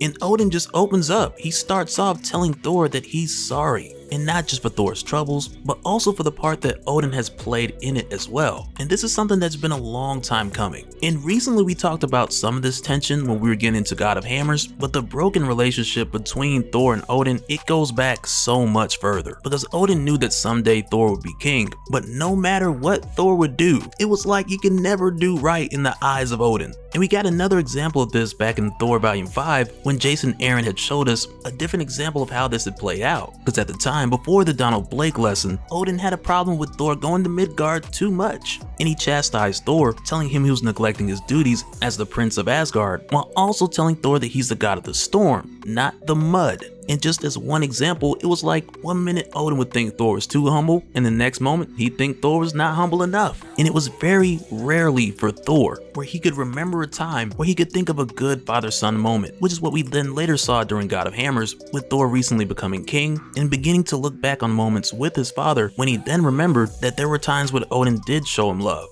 And it really feels like all of this has just been building up to this moment. And recently going into this with Odin making his way into Mjolnir, this started like Odin was gonna make the same mistakes again. But it's here where Odin realizes and admits that he had messed up. And what Thor really needs now is for an Allfather to do what Allfathers are supposed to do, and that's help their sons with their burdens. And it's here where Odin uses the magic within Mjolnir to remove the Gamma from Thor and restore the World Tree, which from there just causes this massive explosion that knocks everybody back. And afterwards, when we catch up with Tony, who's asking Thor about what happened, it's here where we find Thor tell Tony that only a god could survive being that close to the blast, and as a result, the Hulk's dead. And really with Tony hearing this, in his mind he knows that Thor's capping, but he doesn't go back and forth with Thor. Instead, Tony's just more or less like, wow, that's crazy. And he borrows Thor's goat so he can get back to Midgard. But we also find out with Odin using this blast from Mjolnir to restore Thor and repair the World Tree, that in the case of Banner, he restored the Starship Hulk and he just took off from there, continuing his travels much like we'd seen in issue 1. But also in this moment, we find out from Thor as he has a conversation with Sif, where Thor tells her the reason why he had lied to Tony, saying that Banner the Hulk is dead, because it's here where Sif asks Thor if he was sure about letting Banner go. And it's here where Thor expresses what I believe is the final layer of what this fight was showing us,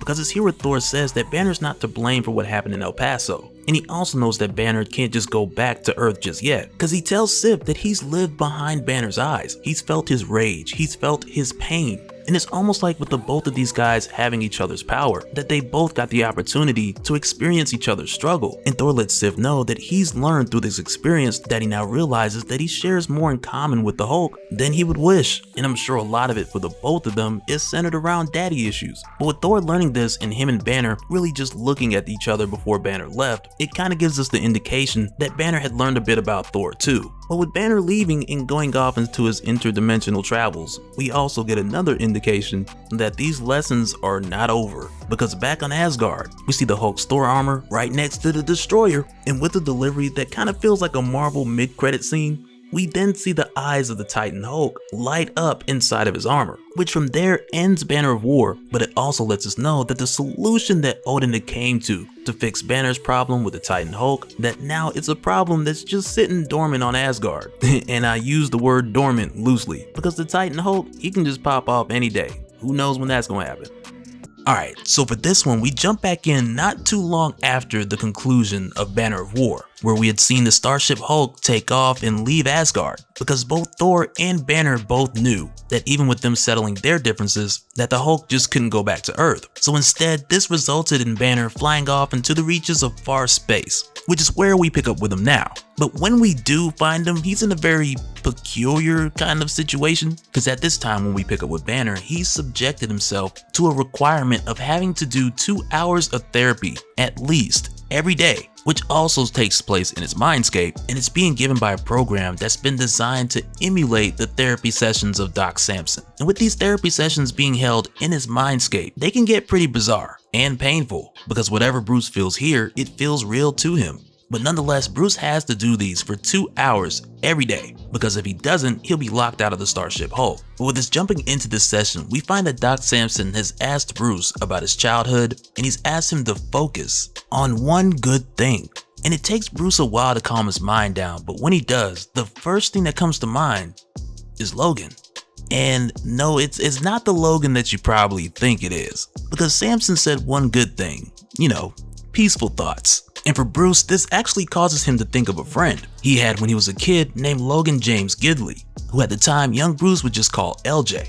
And as Bruce thinks back, he remembers LJ to be a funny kid who loved science and comic books, but also Bruce describes LJ as someone who saved his life. And we're shown some examples like with the two of them running the bus home from school, but with Bruce's stop coming first and the bus driver just yelling at him because he doesn't want to get off. But young Bruce didn't want to get off, of course, because he doesn't want to go home to Brian Banner. And with how this is done, it's a really touching moment, because Logan gets up and he tells the bus driver that Bruce is staying with him and his folks for the weekend. And it's like in this moment where you see the bus driver looking at Bruce and he's reading the situation, then he's like, oh yeah, I forgot. That's right. Oh, I remember now, I remember. And it's kind of like, man, wow, the feels. But for Bruce, with him thinking back about LJ, he expresses to Digital Doc Samson how LJ had given Bruce and shown Bruce something that he hadn't experienced before. And with him inviting Bruce to his home, for the first time in Bruce's life, he felt safe, which says a lot about the home he grew up in. But even with Bruce thinking back about LJ, this then causes him to think about what he didn't have at home, which then caused Bruce to start thinking about how bad he had it at home. And with him thinking about this, he sees his father, Brian Banner, show up at LJ's home, to where then Brian Banner starts to take on the appearance of the Titan Hulk. But it's right here where the 2-hour session ends. And NPC Doc Samson asks Bruce, how's he feel? And in response, Bruce is like, you're overpriced. And it's funny that Bruce says that because this Samson isn't real. So I imagine the next time that Bruce sees the real Samson, the first thing he'll probably say to him is, man, your price is way too high. You need to cut it. Because it's almost like Bruce can feel the expense, even in a simulation. But as Banner leaves, Samson asks him whatever happened to his friend Logan. In response, Bruce says that he doesn't know because they both grew up, Bruce became a green monster, and somewhere along the way they lost touch. But Bruce has always thought about this as a good thing because he believes that Logan is the one person that he hasn't hurt. And for Bruce, that's why Logan is a happy memory. But it's at this point, after the therapy session is ended, where we find Bruce make his way to the captain's chair. And it's here where we now discover the next update that Bruce has done to the Starship Hulk. Because at this point, he has now split his own consciousness into a crew of multiple personality mental constructs, which now have allowed him to operate the ship at its max potential. And like with seeing this, I get it. It makes sense. Because from the time that Bruce decided to turn the Hulk into a starship, and the whole Smastronaut thing jumped off, which again Bruce had did after the incident in El Paso, in order to take control of the Hulk and stay in control. But like we'd seen when Bruce stepping up the measures and finding a new way to put the Hulk on a leash, so to speak, it's only pushed the Hulk to the next level, to where now we got the issue of the Titan Hulk, who really is just a product of Bruce trying to fix himself, or fix the Hulk. But just as a reminder, even with us seeing a glimpse of the Titan Hulk within Bruce's therapy session, I don't believe that this is the Titan Hulk stepping in with Bruce's mindscape, but rather it's like we're being shown through Bruce's therapy that Bruce is peeling back the layers and he's starting to figure out where the Titan Hulk came from. And that's what I believe is going on here, because from what we were shown, if you guys remember, at the conclusion of Banner of War, we had kind of got the tease that the Titan Hulk was still in Asgard, so if I had to guess, that's probably something we're not going to see for a while. But with us getting back to the Hulk series, I am glad to see that Bruce is at least trying something different rather than just going back to the exact same methods that had caused him to lose control. Even though these new methods might not be too much better, but rather I'm just glad that he didn't go back to the exact same place that we had seen him when all this started.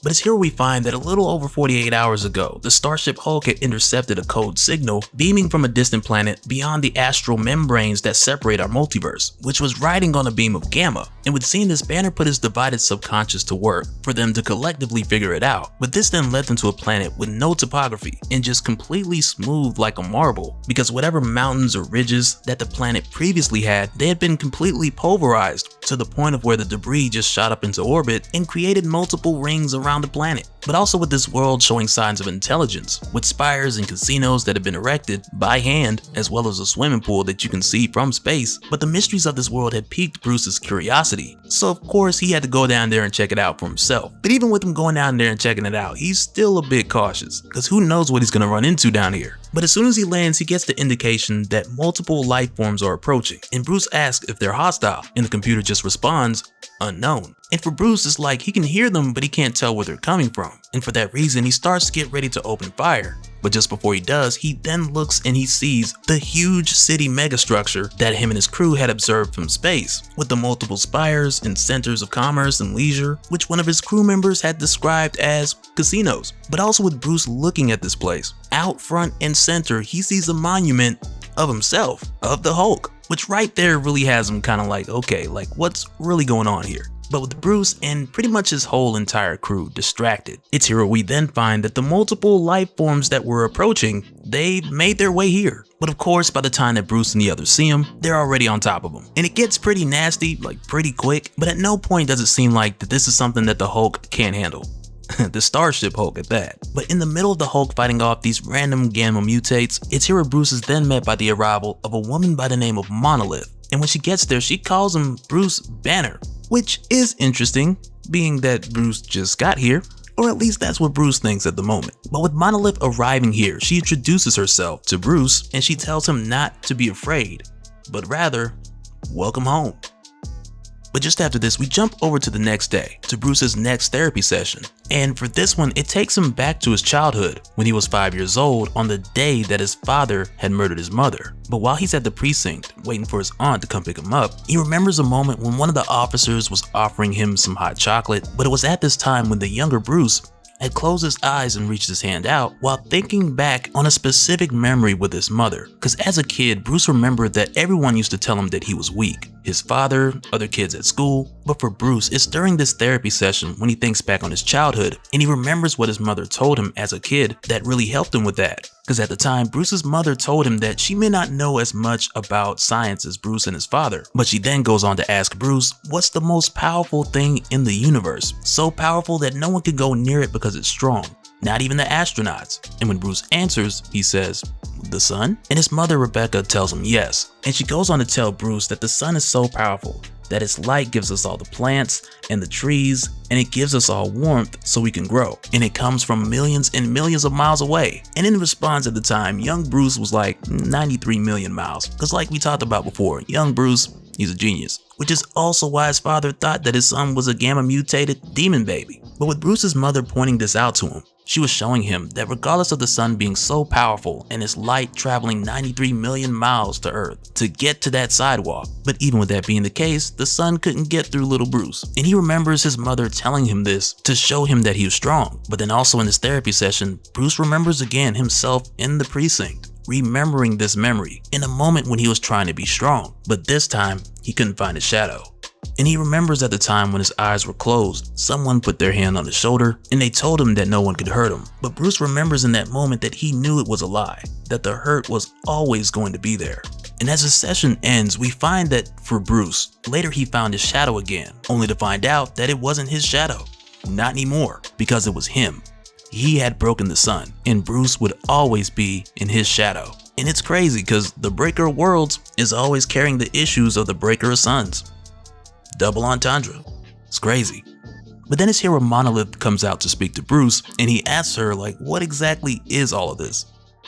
And it's here where she tells him that long ago, this planet was inhospitable, devoid of life, empty and hostile. But then there was light, which is where all these Hulks had dropped in onto this planet after being rejected from another, because they were abominations, imperfect, primitive, and savage. And she goes on to tell Bruce that when these abominations got here, they raged, they fought each other, and they broke mountains in the process, which is a huge part of what turned this world into what Bruce sees it as today. Because after many years of battling and bloodshed, this scorched world started to absorb the gamma radiation from these dead bodies, from their blood soaking into the world. And alongside of this, a new atmosphere was born of mountains that had been blasted into ash, which over time had then started to cool this world and shield it from their gamma sun. Which right there kind of makes me think that Bruce may get something out of this in therapy, with the whole shadow and suns analogy going on here. But then after saying this, Monolith then goes on to tell Bruce that with these changes, the people of this world then started to grow. The pulsing constant pressure of their fists slowly started to change and alter their orbit. The cycle of life, death, and rebirth soaked the ground below them in gamma radiation. What was blood became soil, which became food, which then rose into the sky on their screams and terraformed an entire planet made just for them.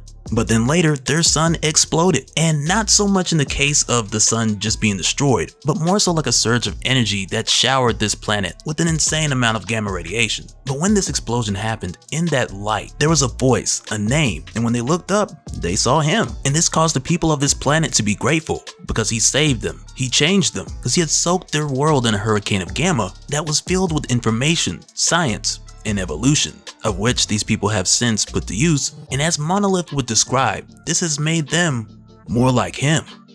But after Monolith explains all of this to Bruce, she then takes him to her scientists, and they run a number of tests on him, as well as examinations. But with them doing this, at one point they were testing what he could lift, and when he told them that it was heavy, they didn't even know what heavy meant. And even when Bruce tried to explain it to Monolith, telling her like, yeah, well, heavy is when something's difficult to lift. And with him saying that, Monolith was still like, I don't understand. To where then Bruce was just like, ha, no, yeah, okay. Of course y'all don't understand. It's the planet of the gains over here. But then it's from here where Bruce is having a conversation with Monolith, and from what she's told him, he's more or less put together how this whole world came about, and he lets her know that the first of her kind that landed on this planet, they came from a world that he had been to before, where another version of himself had sent them all here in an attempt to save them, and that alternate version of himself being none other than the Dr. Bruce Banner that we were introduced to in issue 2 from Earth 122. But even with Bruce bringing this up, he also knows how his face had appeared to the people of this world many years ago when their sun had exploded. And it's here where he explains to Monolith that what they had seen at the time had been a bomb from the people of Earth 122. And when I say people, I mean more so President Thunderbolt Ross of Earth 122, when he had tried to kill Dr. Banner and Captain Banner with one of his gamma bombs. But like we'd seen back in issue 6, when Bruce opened up a portal to absorb the blast and radiation, it had ended up happening here, which once again is why the people of this world had seen his face when their sun exploded. And Bruce goes on to explain that this must have advanced their mutation and carried all the other Banner's scientific data and computations in that moment. And on top of this, Bruce also figured out that with time moving different here because of this world's orbit, that's why to him that blast had just happened a week ago. And while Bruce is explaining this and the two of them are just walking and talking, when Bruce mentions the part about the bomb, he then gets ready to tell her about Banner of War, but then Monolith cuts in and she's like, oh yes, you fought Hammer Satan. He tried to stop you, so you tore him in half and made rivers with his blood, which isn't exactly how God of Hammers went down. I recall it going a little bit different, but with hearing this, Bruce, he doesn't go back and forth about it. He just kind of like, yeah, sure, I killed Hammer Satan. But then also it's here where Bruce gets back to the whole explosion thing, and he tells Monolith about how he's sorry and he didn't know that the explosion would do what it did to this world, let alone the fact that all these people were here. And Bruce tells Monolith that he wants to do what he can to help, but as they make their way back outside, Monolith tells Bruce that heaven doesn't need help. Because again, the people of this world, they practically worship Bruce, or really more so the Hulk, but then again, Bruce Almighty ain't too bad of a name.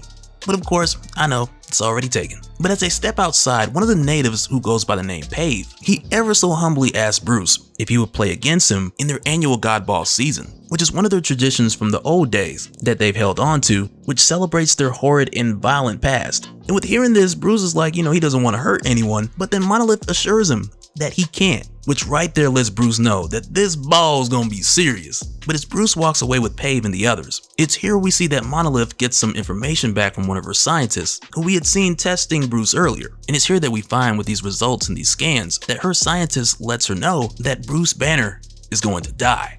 Alright, so at this point, when we jump back into Hulk Planet Part 3, we pick back up with Monolith taking Bruce to meet the natives, who like we'd seen for the most part, they worship the Hulk because of what he had inadvertently done for their people, with bringing Gamma to their planet and evolving their world, as well as providing them with information and knowledge, which is why they call that event the Great Download. And so to celebrate his return, Bruce is invited by Pave to join their annual God Ball, with Pave being a big fan both figuratively and literally. But it's here where we jump back in, where Bruce is being given the rules to this annual God Ball game, and it's here where we quickly find that there are some who very much doubt that Bruce's Hulk is the strongest there is, because one of these guys by the name of Brutal tells Bruce that he's about the size of his 3-day-old nephew. So if he loses the God Ball, they're gonna have to tear down the Hulk statue and replace it with a statue of Brutal's 3-day-old nephew, which is messed up. But then it's here where Captain Bruce has a discussion with his crew, and initially he mentions that he doesn't want to kill anybody because he'll be banished. But then if he takes it too easy on these guys, they're all gonna think that he's too weak. But when one of his crew members, which is another Bruce, reminds him that Monolith said that he can't hurt anyone here, this reassures him that he can participate in this God Ball, because after all, Bruce wants to learn more about these people. He wants to share experiences with them, as well as learn more about their world and their way of living, and eventually be seen as one of their own. And for Bruce, with him expressing these things to Brutal and the others, he lets them know that they can go ahead and get on with the rules, because he's ready to win this God Ball and get it out the way. And so it's from here where Brutal begins to tell the rules, with step 1 being to pick up the God Ball, with the God Ball being the core of a nearby planet or moon that they have beaten and compressed to this smaller size. And with Bruce hearing this, he's not worried about picking it up, that's not a problem. But rather, his main concern is that these guys are killing planets just for a sport. But quickly, Pave reassures Bruce that the planets and or moons that they've used in the past to create God Balls, that they were uninhabited. But then it's from here where we go to step 2, where we find that the next thing you gotta do is throw the God Ball at the ring of rocks that surround the planet. And with how this is done, the red team is on offense, with one lifting the God Ball and the red team surrounding them. But then on defense, you have the blue team, who make a second circle around the red team, with one defender on the rock ring. And every time the God Ball hits a rock, that's a point. And they just go back and forth until the Great Beast howls. And so with the rules established, they let Bruce's team go first, and with the way that he sees it, he's just going to play without cranking up the engine room in order to give the Savage Hulk a bit of a break. But when things get started and the first round of God Ball begins, they're also instructed to use open hand hits because this is their last God Ball and they don't want to break it. But even still, with that extra little rule being added, as soon as Bruce takes off with the God Ball, Brutal comes in with an open hand slap, and he sends Bruce plummeting back down to the ground. And when this happens, it's here where Captain Bruce begins to reevaluate letting the engine room take a bit of a break. Cause now he realizes your 0 level Hulk strength ain't gonna cut it. So from here, with the red team having one more try before the ball goes to the blue team, Banner takes it up a notch and he sends the engine room into stage 1. And when this happens, it's very consistent with what we'd seen before, with stage 1 sending the military against Savage Hulk, with him open hand smacking a jet, but then we see on the outside that this also reflects the Starship Hulk open hand smacking the God Ball, which makes it to the Ring of Rocks this time. But when this happens, it really isn't much to celebrate cause from the blue team, he then quickly intercepts the God Ball and just smacks it right back down. But now with Bruce and the red team switching to defense, the blue team comes to get them out the way so they can score. And when this happens, it's funny cause some of the members of the blue team, they very much admire Bruce's Hulk. And one of these guys who gets tossed off of him, he's just grateful to have the opportunity to try and take him down. And he just falls to the ground saying, "Thank you for the opportunity, World Breaker." It's hilarious. But then just after this, Brutal gets his hands on Bruce, and Pave gets snatched up by some other Hulks as well. But then it's also here where Brutal tells Bruce that all of this technology that he's placed in himself has made him weak, as he starts to rip it out, to only then toss Bruce back to the ground. But this is what then causes Captain Bruce to crank it up to stage 2 for the engine room, which like we'd seen before is the Fing Fang Foom. But now with the Starship Hulk operating at stage 2, Bruce is able to make the Hulk jump higher, further, and faster, which then causes him to catch up with Brutal, grab him by the horn, and use his body to smack the God Ball, which then scores 3 consecutive points. But also with Bruce doing this, it's very embarrassing for Brutal, needless to say, and it makes for a moment of celebration by the red team. But while they're celebrating, Pave gets a little too excited with him being a World Breaker fanboy and all that, so he smashes the God Ball, closed fist and everything, which ends the game because once again this was their last ball. And it causes Pave to feel really bad because he didn't mean it, he just got a little too excited. But with the game stopped since they don't have a God Ball anymore, the attention then shifts to the sky when a portal opens and everyone here is confronted by the protectors of the dimensional in-between space, who've made their way here because the Starship Hulk murdered their counterparts. And as it turns out, these guys are actually variants of the members of this team that we'd seen back in issue 2, who were completely annihilated when Banner had fell asleep at the wheel. And when these variants show up, we find out that every time a member or their team is killed, their counterparts from across the multiverse are notified. So as many times as these guys get destroyed, they're just gonna keep coming back. And now that they found the Starship Hulk, his current location's been updated in the registry. But as soon as they show up here, they take Banner and Pave because he's nearby, and they send the two of them to an isolated world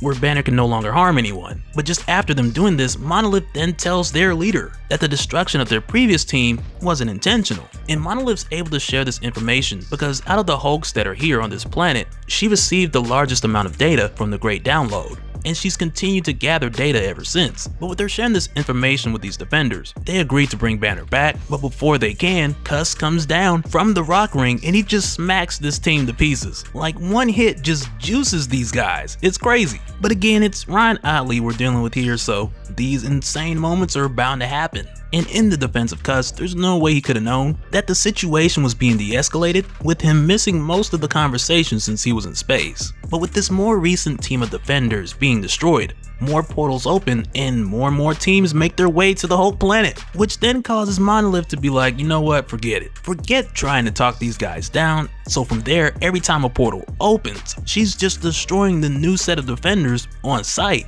But after this, when we take a moment to go back to Bruce and Pave, who were sent to that isolated planet far from any kind of life, it's here where we find that Bruce has convinced Pave that since this planet is all uninhabited, that they might as well just smash it down to its core. And with how this is done, it really just feels like Bruce is trying to make Pave feel better since Pave messed up earlier. But meanwhile, back on the Hulk planet, with Monolith destroying a countless number of these interdimensional teams, she is showing no signs of weariness. But then eventually a team shows up, and I like this. A team shows up and these guys are like, you know what?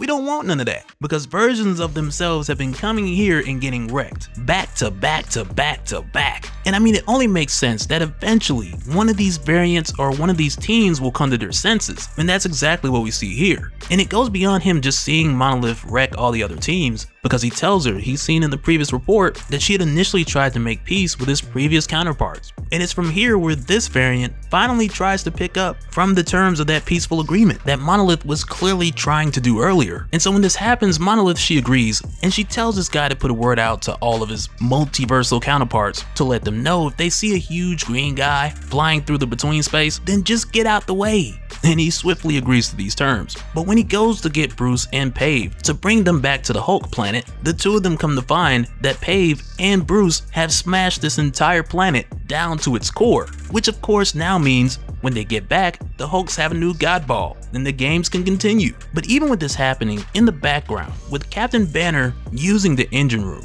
this soon, just after everything that the Savage Hulk has been through in the recent Banner War event, and doing so against what was initially his own better judgment towards the beginning of the God Ball, as well as this lingering mystery of what's actually going on inside his head. And now this has all brought us to the point to where inside of the engine room, the Savage Hulk is now showing signs of hulking out again, which may cause the return of the Titan Hulk. And it's all because of Banner continuing to use this guy in the engine room, which on one hand, yeah, it's messed up, but I'm also eager to see the Titan Hulk come to this planet, as well as seeing how and if this ties to what we saw in Asgard. Alright, so for this one, we come right back just after the crazy mix-up with the protectors of the arterial dimensional between space, which was more like a never-ending loop of super cops who were coming after Bruce, who otherwise would have kept coming until one of them finally came to their senses. But nonetheless, like we'd seen, this eventually had led to Bruce saving the annual God Ball game, which in turn not only made him more of a hero to the other Hulks on this planet, but also it caused Bruce to really consider starting a new life out here, or at the least, staying here for the long term. But with seeing Bruce say this is something I'm sure most would probably compare to Peace in Our Time Part 2, with the events from Incredible Hulk Volume 2, Issue 89, leading into Issue 92 with Planet Hulk. But for Peace in Our Time, which for the most part really was the Hulk being used and discarded by Nick Fury, who had tracked down the Hulk and shot him into space in order to trick the Hulk into destroying God's Eye, which was a shield weapon that became a threat, but it had the ability to match the strength of any enemy. But as it turned out, it couldn't adapt to someone with unlimited strength. But then at the time, after the Hulk got the job finished, the Illuminati hit him up, and they were more or less like, hey buddy, we just don't want you to come back. But the major differences between what we got in Planet Hulk and the events leading up to it versus what we're seeing now with Hulk Planet is that with Daniel Way and eventually Greg Pak, we saw the Hulk being sent away against his will, to where he later then carved out his own life after thriving in the harshness of the planet Sakaar, where he then formed the Green Scar identity with a base level strength much higher than your Savage Hulk. But I say this because now in the Hulk Planet, it's different because we're dealing with Banner. He's in control. For the most part, we'll get back to that part in a little bit, but with Banner creating the Starship Hulk and taking over the Hulk's body, we now see him arriving on an alien world, but this time it's full of Hulks who see him as a god. So not only are we exploring the experience of a different persona, but also with us following Bruce in the Starship Hulk, we're exploring a world that's very different. But again, for Bruce, with him experiencing all this love and adoration on this Hulk planet where he doesn't have to worry about smashing too much, and he's adored and embraced rather than feared and pushed away, he is seriously considering extending his stay here. And the leader of this world, Monolith, agrees, but there's just one problem. Because with all the knowledge of the Hulk that she's downloaded, she still doesn't fully understand the complexities of the Hulk's dissociative identities, because she tells him that he's welcome to stay. The Hulk is welcome to stay. He belongs here, but he's got to let the Bruce side of himself go, so that the Hulk can be his true self here and truly be free. But of course, with her saying this, we know that this is Bruce she's talking to, and he's not exactly on board with being annihilated. So he cuts the conversation short and he tells Monolith to stick to the simple things that her simple mind can understand. Yikes. But after this, we then see Bruce head over to another therapy session with Doc Samson. But even as he makes his way there, he notices that his admiral and his lieutenant from his crew are missing. which at this point are signs of Bruce still not fully having control, with his crew members being constructs of himself, and one by one they're missing in action. But with Bruce heading to another one of his daily therapy sessions with Doc Samson, he gets straight to the point, letting Doc know that he really likes it here, but he knows that things can go left at any moment, because Bruce can feel the Titan Hulk growing as it's looming and waiting somewhere in the corner of his mind. And he tells Doc Samson that he can't let this thing get out on this world or it's over. But at the same time, Bruce doesn't know if he can stop this because he's not sure if he can contain this thing. But for a moment, the Doc suggests that Bruce tries to go back to normal as a solution. But again, Bruce sees the Starship Hulk as him finally getting what he's wanted, which is control over his own body. And with him saying this, the Doc questions if Bruce really is in control. But also at this time, we find that Monolith is speaking to one of her scientists again, in relation to the scans that they had made that showed him that the Hulk, or air quotes, Bruce Banner, since that's what he asked to be called at the time, is going to die. But make no mistake, Monolith wants to save the Hulk. She can care less about Banner. And she believes that the way to save the Hulk is to remove all of that tech, which ironically is the same suggestion that Doc Samson had made, though in his case for other reasons. But while all of this is happening, meanwhile in the engine room, the Hulk is being taunted by the Titan, who tells the Hulk, "Here, in your little cage, you're useless. Bruce controls you, but I own you. I made you. I own every part of Bruce's mind. I infest every corner of his thoughts. I am coming. I will be all-consuming." As he just tosses the Hulk all around the engine room. But also back with Banner, during his therapy session, he sees the Titan Hulk just outside of the window, lingering again as Brian Banner. And when Bruce sees this, he's not paying much attention to Doc Samson. But with what the Doc is saying, I think he's really hitting the nail on the head with his diagnosis. Because he tells Bruce that past trauma could come back in waves, sometimes years later, and it can become all-consuming. And I gotta say, with how it stands now with Ryan Ottley taking over the series, I'm not entirely sure if he's ending it the same way that Donny Cates would've, or if he's taking certain liberties with the direction and the conclusion. With the Titan Hulk now seeming like it's stemming more from Bruce and his past trauma, instead of it continuing to focus on the Hulk and his trauma, which had manifested because of the Hulk over time seeing Bruce the same way that Bruce had seen his own father. Because before, and I mean it could just be me, but it really felt like a tale of the son becoming the father, with Bruce becoming the new Brian Banner and the Savage Hulk becoming the new Bruce. But after Cates left, now it seems like it's just playing out the fun aspects, which is fine, I guess, since Ryan Ottley really isn't being given the time to truly allow this whole thing to play out, since after this one there are only 2 issues left, with Marvel ending it early. But I really would have liked to have seen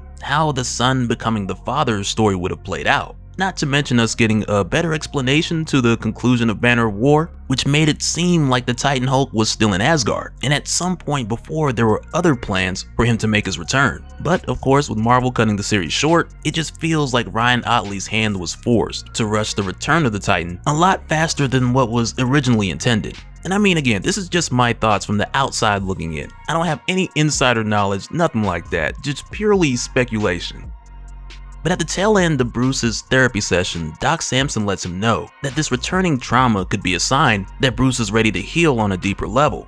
And as it stands now, Bruce may be strong enough to make himself vulnerable and confront it. But we come to find that Bruce has ended his therapy session early, and as they leave, the Doc tells Bruce that he can't run from this, because for Bruce the only way out is to head straight through it. But while Bruce is talking to Doc and making his way back to the captain's chair, he sees his father again in passing, leaving the command deck, only for Bruce to then find that the Titan Hulk has slaughtered his entire crew. And with seeing this, Bruce is like, okay, he has to leave this planet now, because the Titan is here. And even though he's playing mind games with Banner, he's already begun to make his moves to take complete control. And with seeing this, Banner knows that he has to leave this planet now. But all at the same time, Monolith comes knocking at the door, while Doc Samson is still trying to reason with Bruce by telling Bruce that they need to get to a safe place so they can sort this out before the Titan Hulk takes over. Because after all, this is Bruce's mind, and he should have the advantage. But Doc Samson also asks Bruce, just in case everything gets out of hand, for Bruce to tell him who helped him create this mind palace. So if need be, Doc Samson can get their help and get them involved. But Bruce is just like, no, he's gonna take care of this himself, and he ends the program with the Doc as Monolith forces her way into the room. And it's here with Bruce trying to leave for the sake of the safety of the people on this Hulk planet when Monolith insists that she needs to talk to him and that he can't leave. And it's here where Bruce tries to shoot straight with her and tell her what's going on by saying that he has to go because there's something inside of him that he doesn't want to hurt anyone. But with him saying this, it sounds like he's talking about the nuclear devices that she found in his head. So right away Monolith is just like, oh wow, you know, let us help you and let us find who did this to you so we can destroy them for it. But in response, Bruce, he gets more specific, which is something I like to see in moments like these, because there's a movie I saw recently where you just had a ton of these moments where one person could have just explained everything, but they didn't because it was a plot device. But either way, with Banner, it's here where he tells Monolith that the devices that she had found planted in his brain are Banner's gift to the Hulk. So when the time comes that Banner inevitably dies, instead of leaving the Hulk alone and unchecked, Banner is hoping that this will kill the Hulk along with him by blowing up the Hulk into enough tiny little pieces that are scattered so far from each other that the Hulk can't come back. But with saying this, Banner tells her that it's just too complex for her to understand, and he lets Monolith know that she just has to take his word for it. But when Banner then tries to take off, she tells Pave and Brutal to stop the Hulk because he's gone out of his mind. And it makes sense that Monolith would think this way, and not because she's less intelligent than what Bruce assumes that she is, but I can imagine with someone having all these gadgets going into their brain, how it might seem difficult for one to just take them at their word, especially after they express that they're having trouble in their mind as well. But with Pave pulling the Hulk back in, Brutal then starts to tear apart the starship components. And now with this happening, and Bruce having less and less control, the Titan Hulk takes this opportunity to move freely. To where then the first thing that the Titan does is throw Bruce in the engine room, but only seconds after Bruce is able to send out a pre-written SOS to Doc Samson. But then from here we head back to Earth for a moment, where we find that Dr. Strange is getting an urgent message from Doc Samson. And it's here where we discover that this whole time, Bruce's therapy sessions have actually been with the real Doc Samson, who currently at this time is Doc Sasquatch, which is a result of the crazy body switch we saw take place in Immortal Hulk. But with him reaching out to Dr. Strange, he tells him the truth that the Hulk did not die in Asgard, but also he believes that Banner needs their help. But for Dr. Strange, with him quickly getting over the confusion of thinking that the actual Dr. Walter Langowski, Sasquatch, had the wrong number, he lets Leonard know, with Strange himself recently coming back from the dead, that he'd be a hypocrite for judging Bruce in this situation, and he goes on to ask Leonard what can he do to help. But meanwhile on the Hulk planet, Monolith is putting Banner's body through the gory process of having Banner removed, but they're seeing Banner as more or less an infection that she needs to get rid of in order to free the Hulk. But at this point, they're really approaching the danger zone, because now the Titan Hulk has stepped into the command chair, and he's prepared to crank up the engine room and fully take over Banner's body. But now with both Banner and the Hulk in the engine room, the Titan pushes the lever into stage 1 in order to build the Hulk's strength up so that he can take it for himself. But inside the engine room, before the Hulk engages, Banner lets him know that if he does this, then he'll be giving the Titan exactly what he wants. So instead, Banner tells the Hulk to sit down with him as they close their eyes and just breathe. And right away with Banner doing this, he goes back to what his mother had told him as a kid, which was that these waves do not crash on me, they break on me because I am strong. But then as the Titan cranks it up to stage 3, Banner finally realizes that it's not just him here. So instead of saying me and I, he says us and we, because he's not alone and him and the Hulk are in this together. But from here we then head back to Earth and we find that Dr. Strange and Doc Sasquatch have made their way to the Stark lab in Wundagore, since Tony had converted the dead Celestial that he was storing here into his latest Hulkbuster armor, which he flew into space, but he left behind the part of it that powered the portal, and that's the piece that the two of them need to get to the Hulk. But as they're making their way in, Dr. Strange asks Doc Sasquatch to fill him in on what exactly is going on here, and it's here where he lets Dr. Strange know how the program in Bruce's mind had linked the two of them through specific frequencies, which allowed Leonard to hold the therapy sessions all the way from Earth. But also he believes that with Bruce creating these different compartments within his mind, that this opened up trauma for Bruce in ways that he's never experienced before. And he tells Dr. Strange that he believes that Strange is the one who helped Bruce do this. But contrary to Leonard's belief, Strange assures him that he had nothing to do with this. And all Strange knows is what he'd heard from a source, which was that the magic that was used on Bruce was something unknown, something ancient, and powerful. But he needs to know more if he's gonna be any help to Bruce. So from here he makes his way in. But then next, when we head back to the Hulk planet, we find that the Titan Hulk has grown tired of Bruce resisting. And it's from here where he cranks the engine room up to stage 9, where inside we just find Bruce and the Hulk enduring. But even now, with them still not giving the Titan what he wants, in frustration, the Titan throws the lever forward, breaking it right off of the console, to where immediately on the outside, those Titan beams start shooting out of the Hulk's eyes and his mouth, which then cause an insanely huge eruption to go off above the city, which from there just leaves us waiting for the next issue to find out how crazy the Titan takeover is gonna be, with the Titan now in full control of Banner's body, and no one in sight even remotely strong enough to contest this guy. Alright, so when we jump back in, we continue in the moment when Doctor Strange and Doc Sasquatch made their way to Tony Stark's lab in Wundagore Mountain so that they could use Tony's portal to make their way to Bruce. But also, like we'd seen at the time when they got there, Doc Samson / Sasquatch told Doctor Strange that he understands why he did what he did in Bruce's mind in order to help him out. But before getting ready to go in the portal, Doctor Strange responded saying that he had absolutely nothing to do with this, because the magic used on Bruce was something unknown, something ancient, something powerful. And for Strange to know what exactly they're dealing with, he would have to take a closer look. But then before we go further, it's here where we're given a flashback. And in this flashback, we are finally shown the full story of the events that led to Bruce creating the Starship Hulk. And as this begins, the mysterious magic user who's helping Bruce, he tells Bruce, "Do you feel it? The Hulk, he is gone. Locked away in the back corner of your mind. You are in full control. The magic is deeply rooted now. Things should be taking shape. Do you see? Your cognitive environment should be coming into view.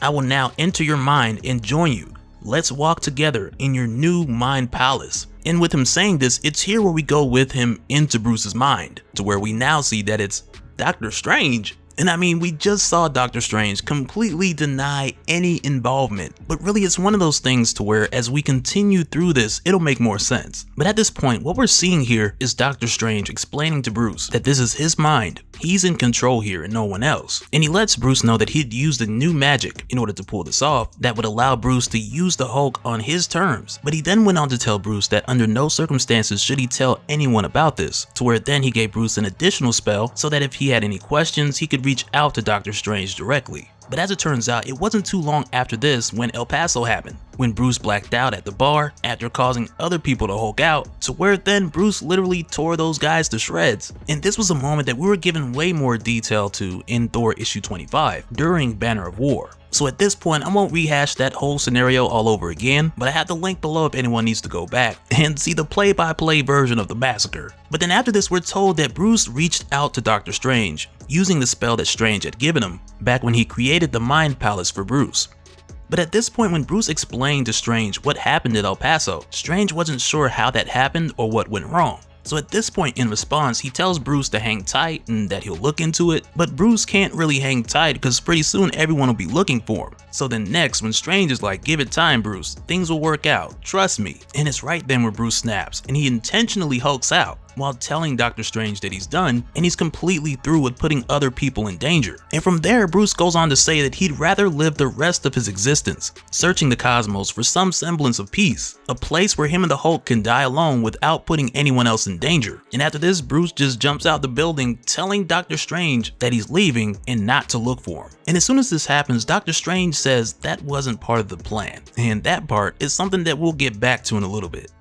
But after this, it's here where we then jump over to Free Comic Book Day 2021, which was a two-part issue where the first half teased some of the events, which would then go into Avengers the Death Hunters and Avengers Forever Volume 2. But the second part of this issue shows us the Hulk attacking AIM, which was again referenced at the beginning of Hulk Volume 5, but in the Free Comic Book Day two-part issue, this is where we were shown the actual attack taking place. And now that we've reached issue 13 of Volume 5, it's finally revealed to us that Bruce, who is in full control here, came to AIM to steal their technology in order to modify himself into the Starship Hulk. And this was something that happened after Bruce's conversation with Doctor Strange, which didn't go as Bruce would have liked. But also to give a bit more context of what happened in this moment, because at the time, MODOK had been working on taking AIM into space, with plans of colonizing the moon, or something like that, as Bruce would say. But the funny thing is, at the time when MODOK was explaining this, Bruce's monologue literally covered up what MODOK was saying, with Bruce interjecting that it doesn't even matter. And I mean, at this point, I don't know who disrespected MODOK more. Was it Bruce here or Ant-Man and the Wasp Quantumania? But nonetheless, we're informed at the time that MODOK had already had a surplus of space traveling hardware, tech, and inventory, which at this point, that's all that Bruce was after. But at the time, with Bruce breaking into the AIM base, MODOK ended up using his giant organism designed only for smashing, which I guess is his Godos? G-O-D-O-S? Godos! And I mean, it's an interesting suit because it actually made MODOK's head look proportionate. Somewhat. And again, I'm not sure if it was pronounced Godos or God-O-S or what exactly that was, but I'm just gonna take Bruce's word for it and say that it doesn't matter. But long story short, Bruce ran a train through him. But no, seriously, that was all that MODOK could take. It was a wrap. To where from here, Bruce took everything that he needed from this AIM base, and with doing so, leaving MODOK in that burning building seconds before it exploded. And again, at this point, we knew that this had happened. We were told that this happened in Hulk Volume 5, Issue 1. We were shown how it happened in the Free Comic Book Day of Issue 2021. But now in Issue 13, we are shown the painful process that Bruce had endured of literally tearing himself apart and placing the starship components inside of his own body. And with how this is shown, it is crazy to see how much Bruce really hates himself and the Hulk, because he's tearing his hair out of his head with his bare hands. He's splitting his own skull in half just to implant the components within his brain. And I gotta say, with the way that this is done and how we are watching these events unfold and come back and connect together, in the beginning of this run, a lot of people were saying that this isn't a Hulk story, why would Banner do this, and things of that nature. And me personally, I was just like, give it time. I trust Donny Cates. Ryan Ottley has been around the block more than a few times. This story is in good hands. But now with us getting the backstory of how the Starship Hulk came about, and I mean there's a bit more to it that we'll get to, but with us now getting the story of how this came about, with Banner believing that he has full control of the Hulk, only to then black out and lose control again, which also resulted in people dying. And now it only makes sense that he would just go to the extreme to pursue what we've seen the Hulk after all these years, which is just to be left alone. And I mean, of course, with the addition of Bruce no longer wanting people to get killed.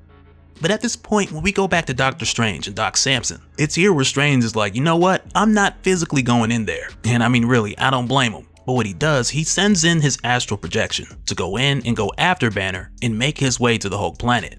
But then from here where we jump back over to Bruce, or what really is the Titan Hulk, who has taken over and pushed the engine room beyond its max point, and it's here where we find that the Titan has just wrecked the people of this world. But in some cases, like with Monolith and Brutal initially, their faces are destroyed, but because they're Hulks, they just keep regenerating over and over again. Which would happen for most because this is the Hulk planet, but it isn't long before it's shown that that's not the case for many, because when Brutal tries to attack the Titan Hulk, he's quickly impaled, and then he's just melted beyond the point of where his healing factor was able to recover from. And it's really messed up because there's a lot of Hulks here getting wrecked. And prior to this point, Pave was running around picking up different people's organs and handing them back to him so they could heal, but now it's like, what's the point? But then it's also here where Doctor Strange arrives, only to see the Titan Hulk destroying everything in its way. So then immediately, Doctor Strange goes inside of Bruce's mind, and it's here where Strange finds a number of symbols on the walls that look very familiar. And at this point, things are ramping up both inside and out, because on the outside, when Monolith seeing Brutal get murdered, she tells all the Hulks to kill the Titan, which the Titan just welcomes because he knows a planet of Hulks, the entire planet, everybody's a Hulk, and they still don't stand a chance. But as they're attacking, Strange is on the inside, making his move on the Titan as he sits in the captain's chair, and on the outside, this causes Monolith and the others to believe that they're seeing some success with the Titan Hulk slowing down. But then as the Titan Hulk expels Doctor Strange, sending his astral form all the way back to his body, and it's here where Doctor Strange realizes who actually did this. But with him knowing that time is short, he can't really take a moment to explain it to Doc Samson, so he leaves from here to get something/someone as quickly as he can. So then now at this point on Hulk Planet, with the Titan no longer being distracted, he just unleashes on these Hulks, melting countless numbers of them, which gives others the reminder that they just didn't have a chance. But then after this, to make matters even worse, the Titan Hulk then slams the ground so hard that you can see it from space, and the ripples from the impact go down the entire planet. because he just smacked the ground so hard the whole world started twerking. But with this happening, the clapping of countless Hulks, all gone. And it's here where Pave is like, we gotta take the people that we have left and get out of here. But with hearing this, Monolith tells Pave to go ahead, leave with the others, leave with the remaining Hulks, but she's gonna stay. And it's here as she rushes towards the Titan where we find that Dr. Strange has found the orb that he was looking for. And again, with him not having the time to explain to Doc Samson, he hands it to his astral form and he sends his astral form right back in, to where from here, as Strange gets back to the Hulk planet, he finds that it's way less crowded than it was before, with him also saying that the lives lost in the last 5 minutes are innumerable. But it's here in this moment where Monolith is just leaping to what seems to be her soon coming death, when Dr. Strange enters Bruce's mind once again, and he tells the person who he's kept imprisoned inside of this orb to come out and do as he's instructed, and for him to dismantle what he has built. And it's here where we find that the person who Dr. Strange has had imprisoned in this orb is Despair. He's the guy who impersonated Dr. Strange and built the Mind Palace for Bruce.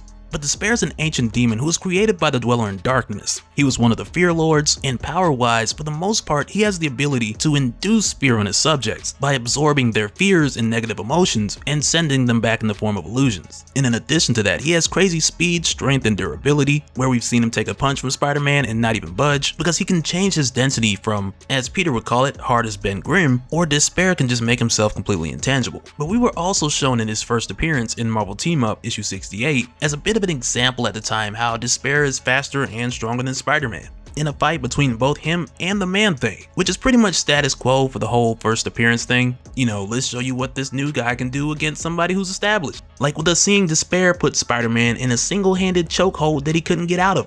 But then to take it a step further, Despair also caused the Man-Thing, who feared himself, to then burn at his own touch, which was crazy.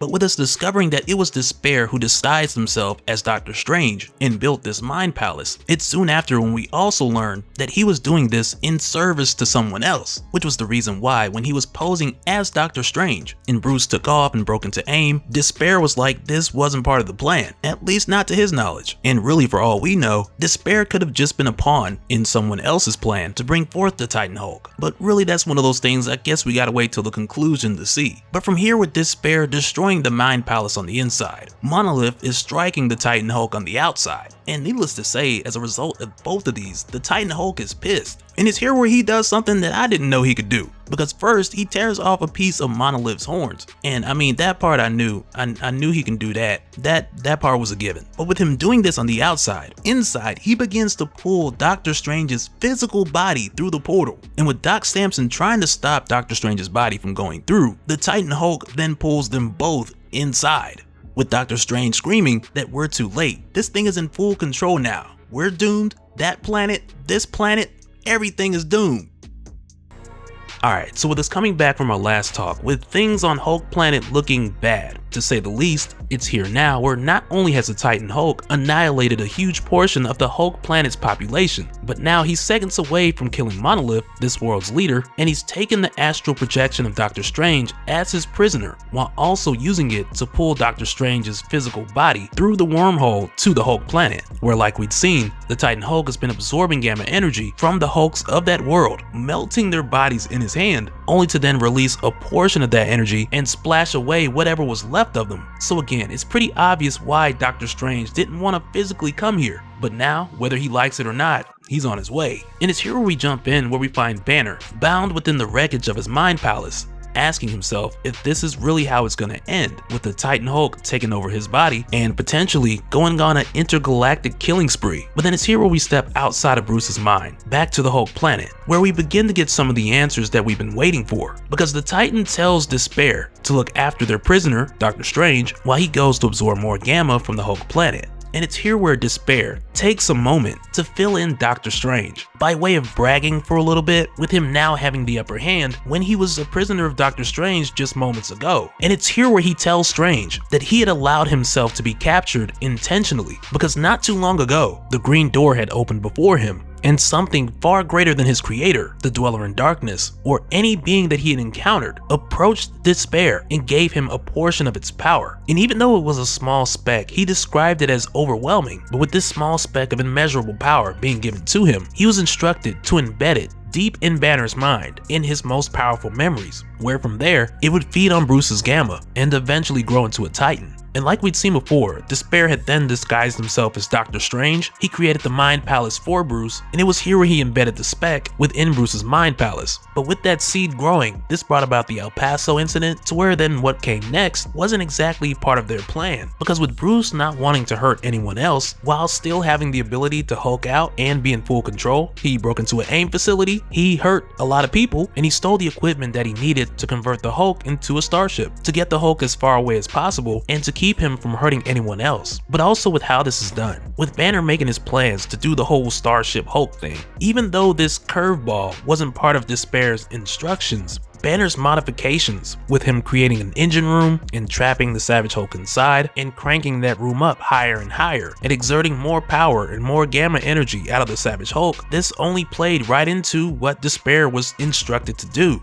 Because eventually all of this only fed that little speck, and over time the Titan just got stronger and stronger. And Despair goes on to tell Doctor Strange, now that the Titan has taken over, he's gonna drain this planet and then make his way to Earth. But while he's saying all of this to the astral projection of Doctor Strange, Strange's physical body, along with Doc Sasquatch, finally come flying in. But for Doctor Strange, who wasn't actually listening to Despair, which is something I feel like is also gonna be the answer to the question later on, as far as Doctor Strange not knowing certain details, but with him not listening to Despair, he wanted to make sure that when he physically got there, he could break free and create a little space so that he could also reabsorb his astral form. But with freeing himself, it wasn't him alone doing this. Because as it turns out, while the Titan was distracted and holding Monolith, she was siphoning his energy not only to make him weaker, but also so she could use it back on him. But with her releasing all of this power on the Titan all at one time, it sends the Titan flying into space, which initially has the other Hulks thinking that she killed the Titan and she saved the day. But it isn't long before we find out that all she had done is given the Titan all that power back, as well as just make him angrier. But back down on the Hulk planet, with Pave and many of the others knowing that their queen Monolith is their best chance at holding off the Titan, a number of the Hulks, including Doc Sasquatch, offer to give Monolith their gamma so that she can take on the Titan. And for a moment here, Despair then tries to go after Doctor Strange again, but the same way that he had trapped this Fear Lord before, Strange just does it once more.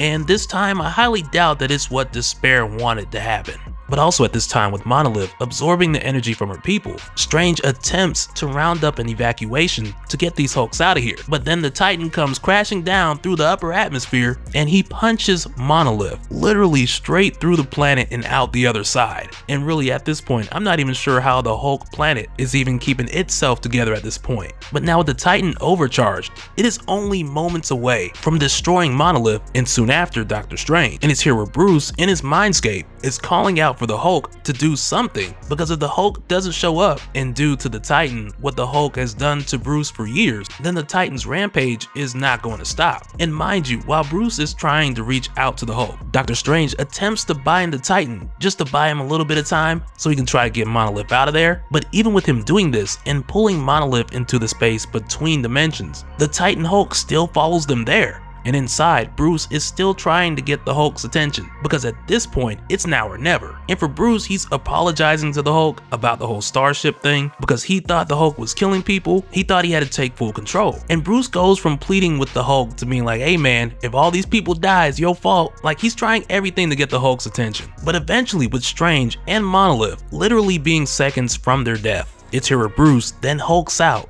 In his mindscape, he hulks out, and together with the Savage Hulk, he lets him know that we are Hulk and we have many reasons to be angry. So let's get angry and get the Titan out. And it's here as the two of them go against the Titan to take back Bruce's body. It's here where we discover that the Titan's plan was to eventually get Despair to build him a mind palace, so that then the Hulk and Banner's imprisonment would be permanent. But in this moment, much like the Hulk said in the engine room, Hulk won't be caged.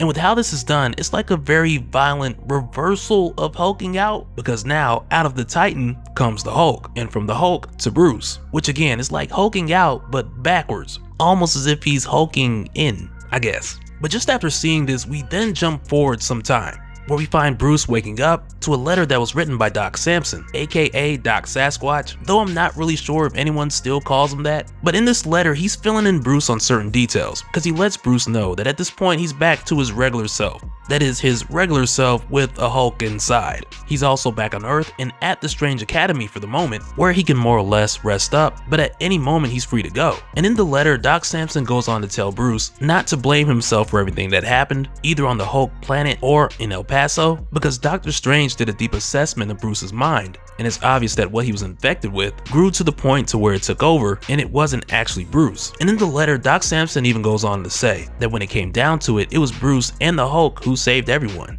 And Doc Samson made sure to inform everyone who was involved about Bruce's innocence and his heroism. And as for despair, Samson goes on to say that Doctor Strange assures that despair won't be a problem anymore. And long story short, Doc Samson lets Bruce know that Monolith wants to see him again, and at this point in time, Doc Samson is still on the Hulk planet, helping them with cleanup, to where from there, he tells Bruce that there's a key in the drawer to the nightstand, where he can use an actual spaceship and make his way out to the Hulk planet to join him and watch the official Godball game that start next week. And through this, Doc Samson also gives Bruce the heads up as far as him not looking the way that Bruce remembered Doc Samson looking, since they'd really only been in communication prior to this throughout the sessions that were in Bruce's mind palace. But then next, this letter then goes on to tell Bruce that the Titan power, whatever it was, bonded to your trauma centers. It's still there. Unfortunately, while Steven made it clear that you're safe, I still would like to see you regularly. Keep up with your meditations, stay calm, keep triggers at bay so symptoms don't come back. I am no expert on powerful things attaching to trauma and triggering them until they can possess the host, but I am familiar with basic trauma and how it can remain dormant for years and then suddenly flare up and overwhelm. It will never really go away completely, but for now, we can let it all recede back into the past. And from here, with finishing this letter, we go back over to Despair, where we find that little speck that I guess Doctor Strange removed and left with Despair, locked away. But it's here where we go back, where we find that same hand who gave this speck to Despair in the first place come back through the green door and take it right back. And as we see this, as the ending, as the last page, we see that it is taken back by what appears to be the leader. And I mean, with how this is done, it's ended with like the end and a question mark, and there's really no telling about where this could go, because in Al Ewing's Immortal Hulk, we learned that the leader had mastered manipulating the green door, as well as dying and coming back from the dead and learning new tricks each time. And with how this is ending, it's saying it like we may get something else later that'll expand on the story. But for the upcoming Hulk series, that'll be written by Philip K. Johnson and illustrated by Nick Klein, which is coming June of this year, 2023, from what I've seen reading a few articles, it looks like they're really aiming to tell a story that's more cohesive with Al Ewing's Immortal Hulk. And that's not to say that what happened in this series will be thrown away, but in this new Incredible Hulk series, there's definitely going to be a change in tone. And so now real quick, I want to give a special shout out to all the patrons. Thank you guys for all of your support. And for anyone who's new here who wants more information on how to support the channel, I got a link below where you can go to patreon.com/Dopespill.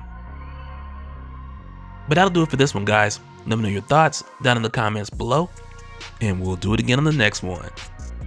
Alright, later.